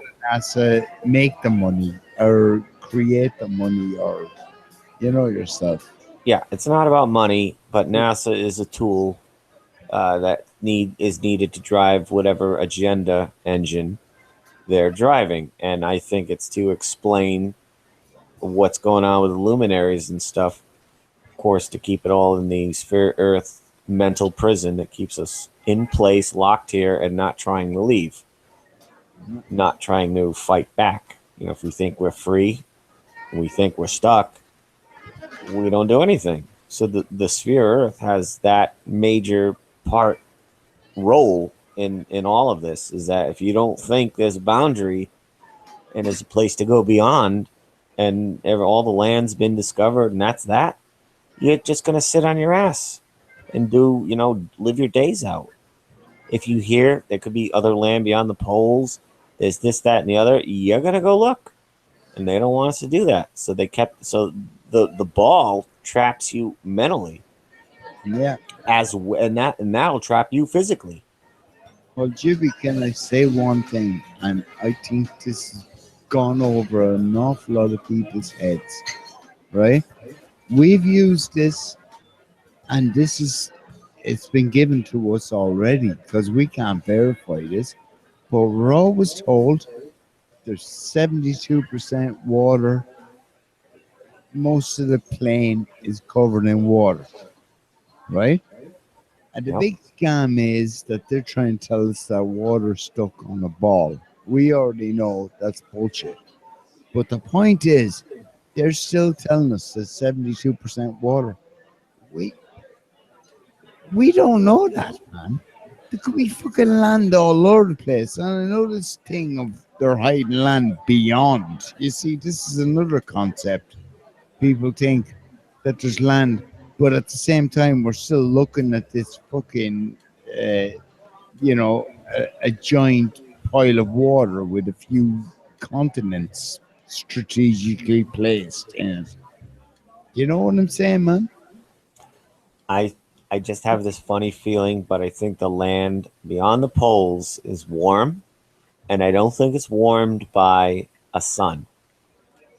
I think it's naturally warm. It's I just think it's a naturally warm thing that maybe emanates from the ground for a heat source. The turn. And what they've done here, it's kind of like broke that natural system to create the barrier. Maybe it broke a lot of things, and now in order to sustain life at only 10% of what it probably used to be of 1,000 years, they bring in this sun type of thing to kind of heat the surface from above versus heating it from below naturally. I don't know. I think we're in that kind of system where what we think is science, physics, and reality is so far from the way things actually work correctly, which is why when we work with physics and science so much, trying to improve our lives and everything, we're not really getting anywhere that much. Well, I would agree with you up to a certain point, man, where you're saying about the sun. See, that's the thing. When we're only coming into summer. We're in the spring.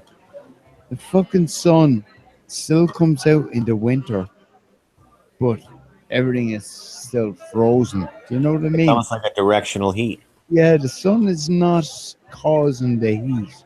The sun is like a flash lamp. It's like a light. It's not causing the heat. You know. I think anyway. That's just my Well, opinion. no, because in the summer, when it's at high noon, it's actually going to be warmer a couple hours later than it is at that high noon, usually. Almost like it's charged the ground and now it's, moved, and that ground is nice and charged and still throwing off the heat. The sun's passed overhead. It was 70 degrees, 3 o'clock in the afternoon, 5 o'clock in the afternoon. Now it's 80 degrees.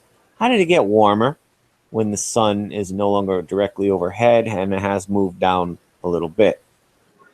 It's strange things like that. Listen, we're talking about that in the realms of flat Earth. How does that work from 93 million miles away? Yeah, exactly. And it's chucking out heat.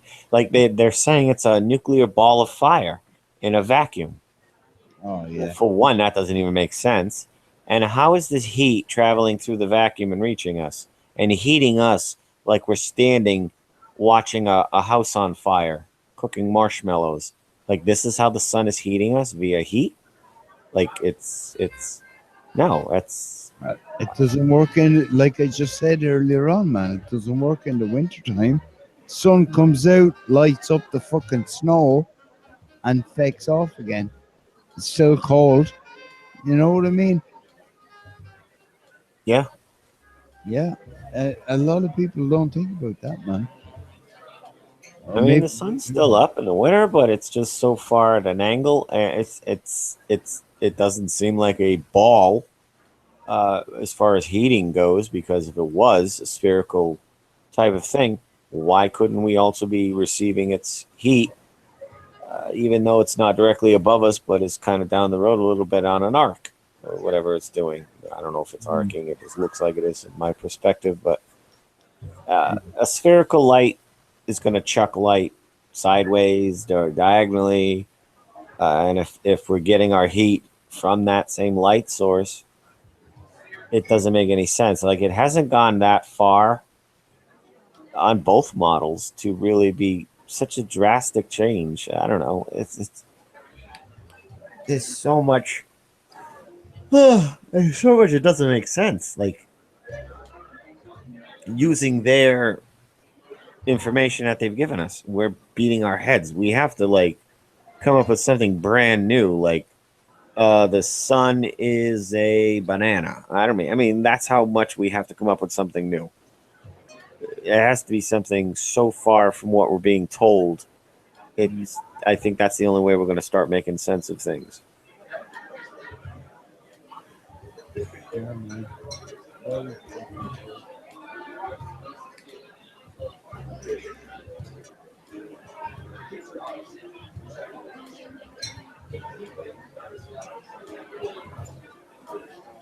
Can I kill everything?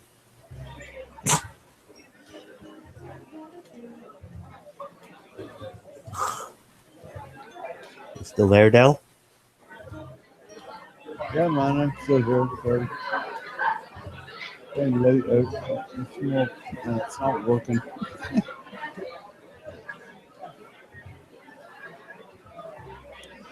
How's your mic, Justin? 1 2 1 2. Yeah, man. Yeah, I'm going to feck off now. No, it Get is. some rest, man. It's fucking silly 8 o'clock in the morning. Here. Oh shit. Yeah, it's Easter, man. Yeah, who? Are you still here, Justin? Justin's here, yeah. Yeah, man. I'm so sorry that I couldn't hear Joe. you. Appreciate it, Joe. Yeah, man. Listen, and Jimmy, it was great to have. Thanks for coming. Yeah. And, Yeah, whatever, dude. Anytime. No, fucking kudos, man. Well, You know, good info, and the info is out there, and thanks to you, man. We're all in this together, man. What I know, what you need to know, and whatever, you know. It's a group effort to hope we get out of this prison.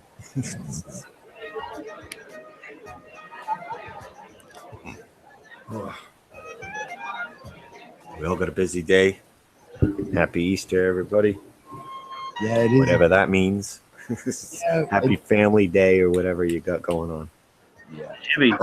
It's like Christmas. We'll all get together. We'll eat a nice dinner, and then people give each other fucking eggs. You know. But at the same time, we'll be going. Yeah. Jimmy, if you can hear me, call me offline. Yeah, I can hear you. Yeah, man.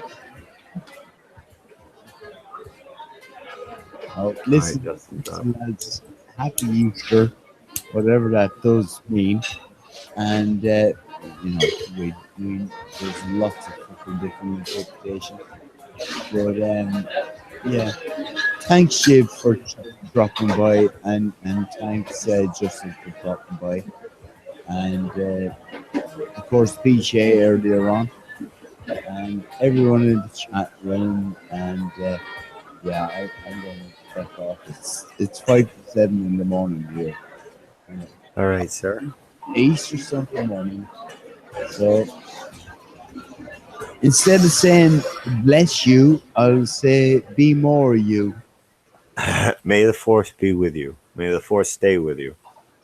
There you go. May you be with the force. Aye. All right, man. All right, take care, Jib, and take care, Justin. And all right, you too, Del. Take care of yourself. Stay out of trouble. Yeah. Good night, lads. Good night, sir. Good night, everybody.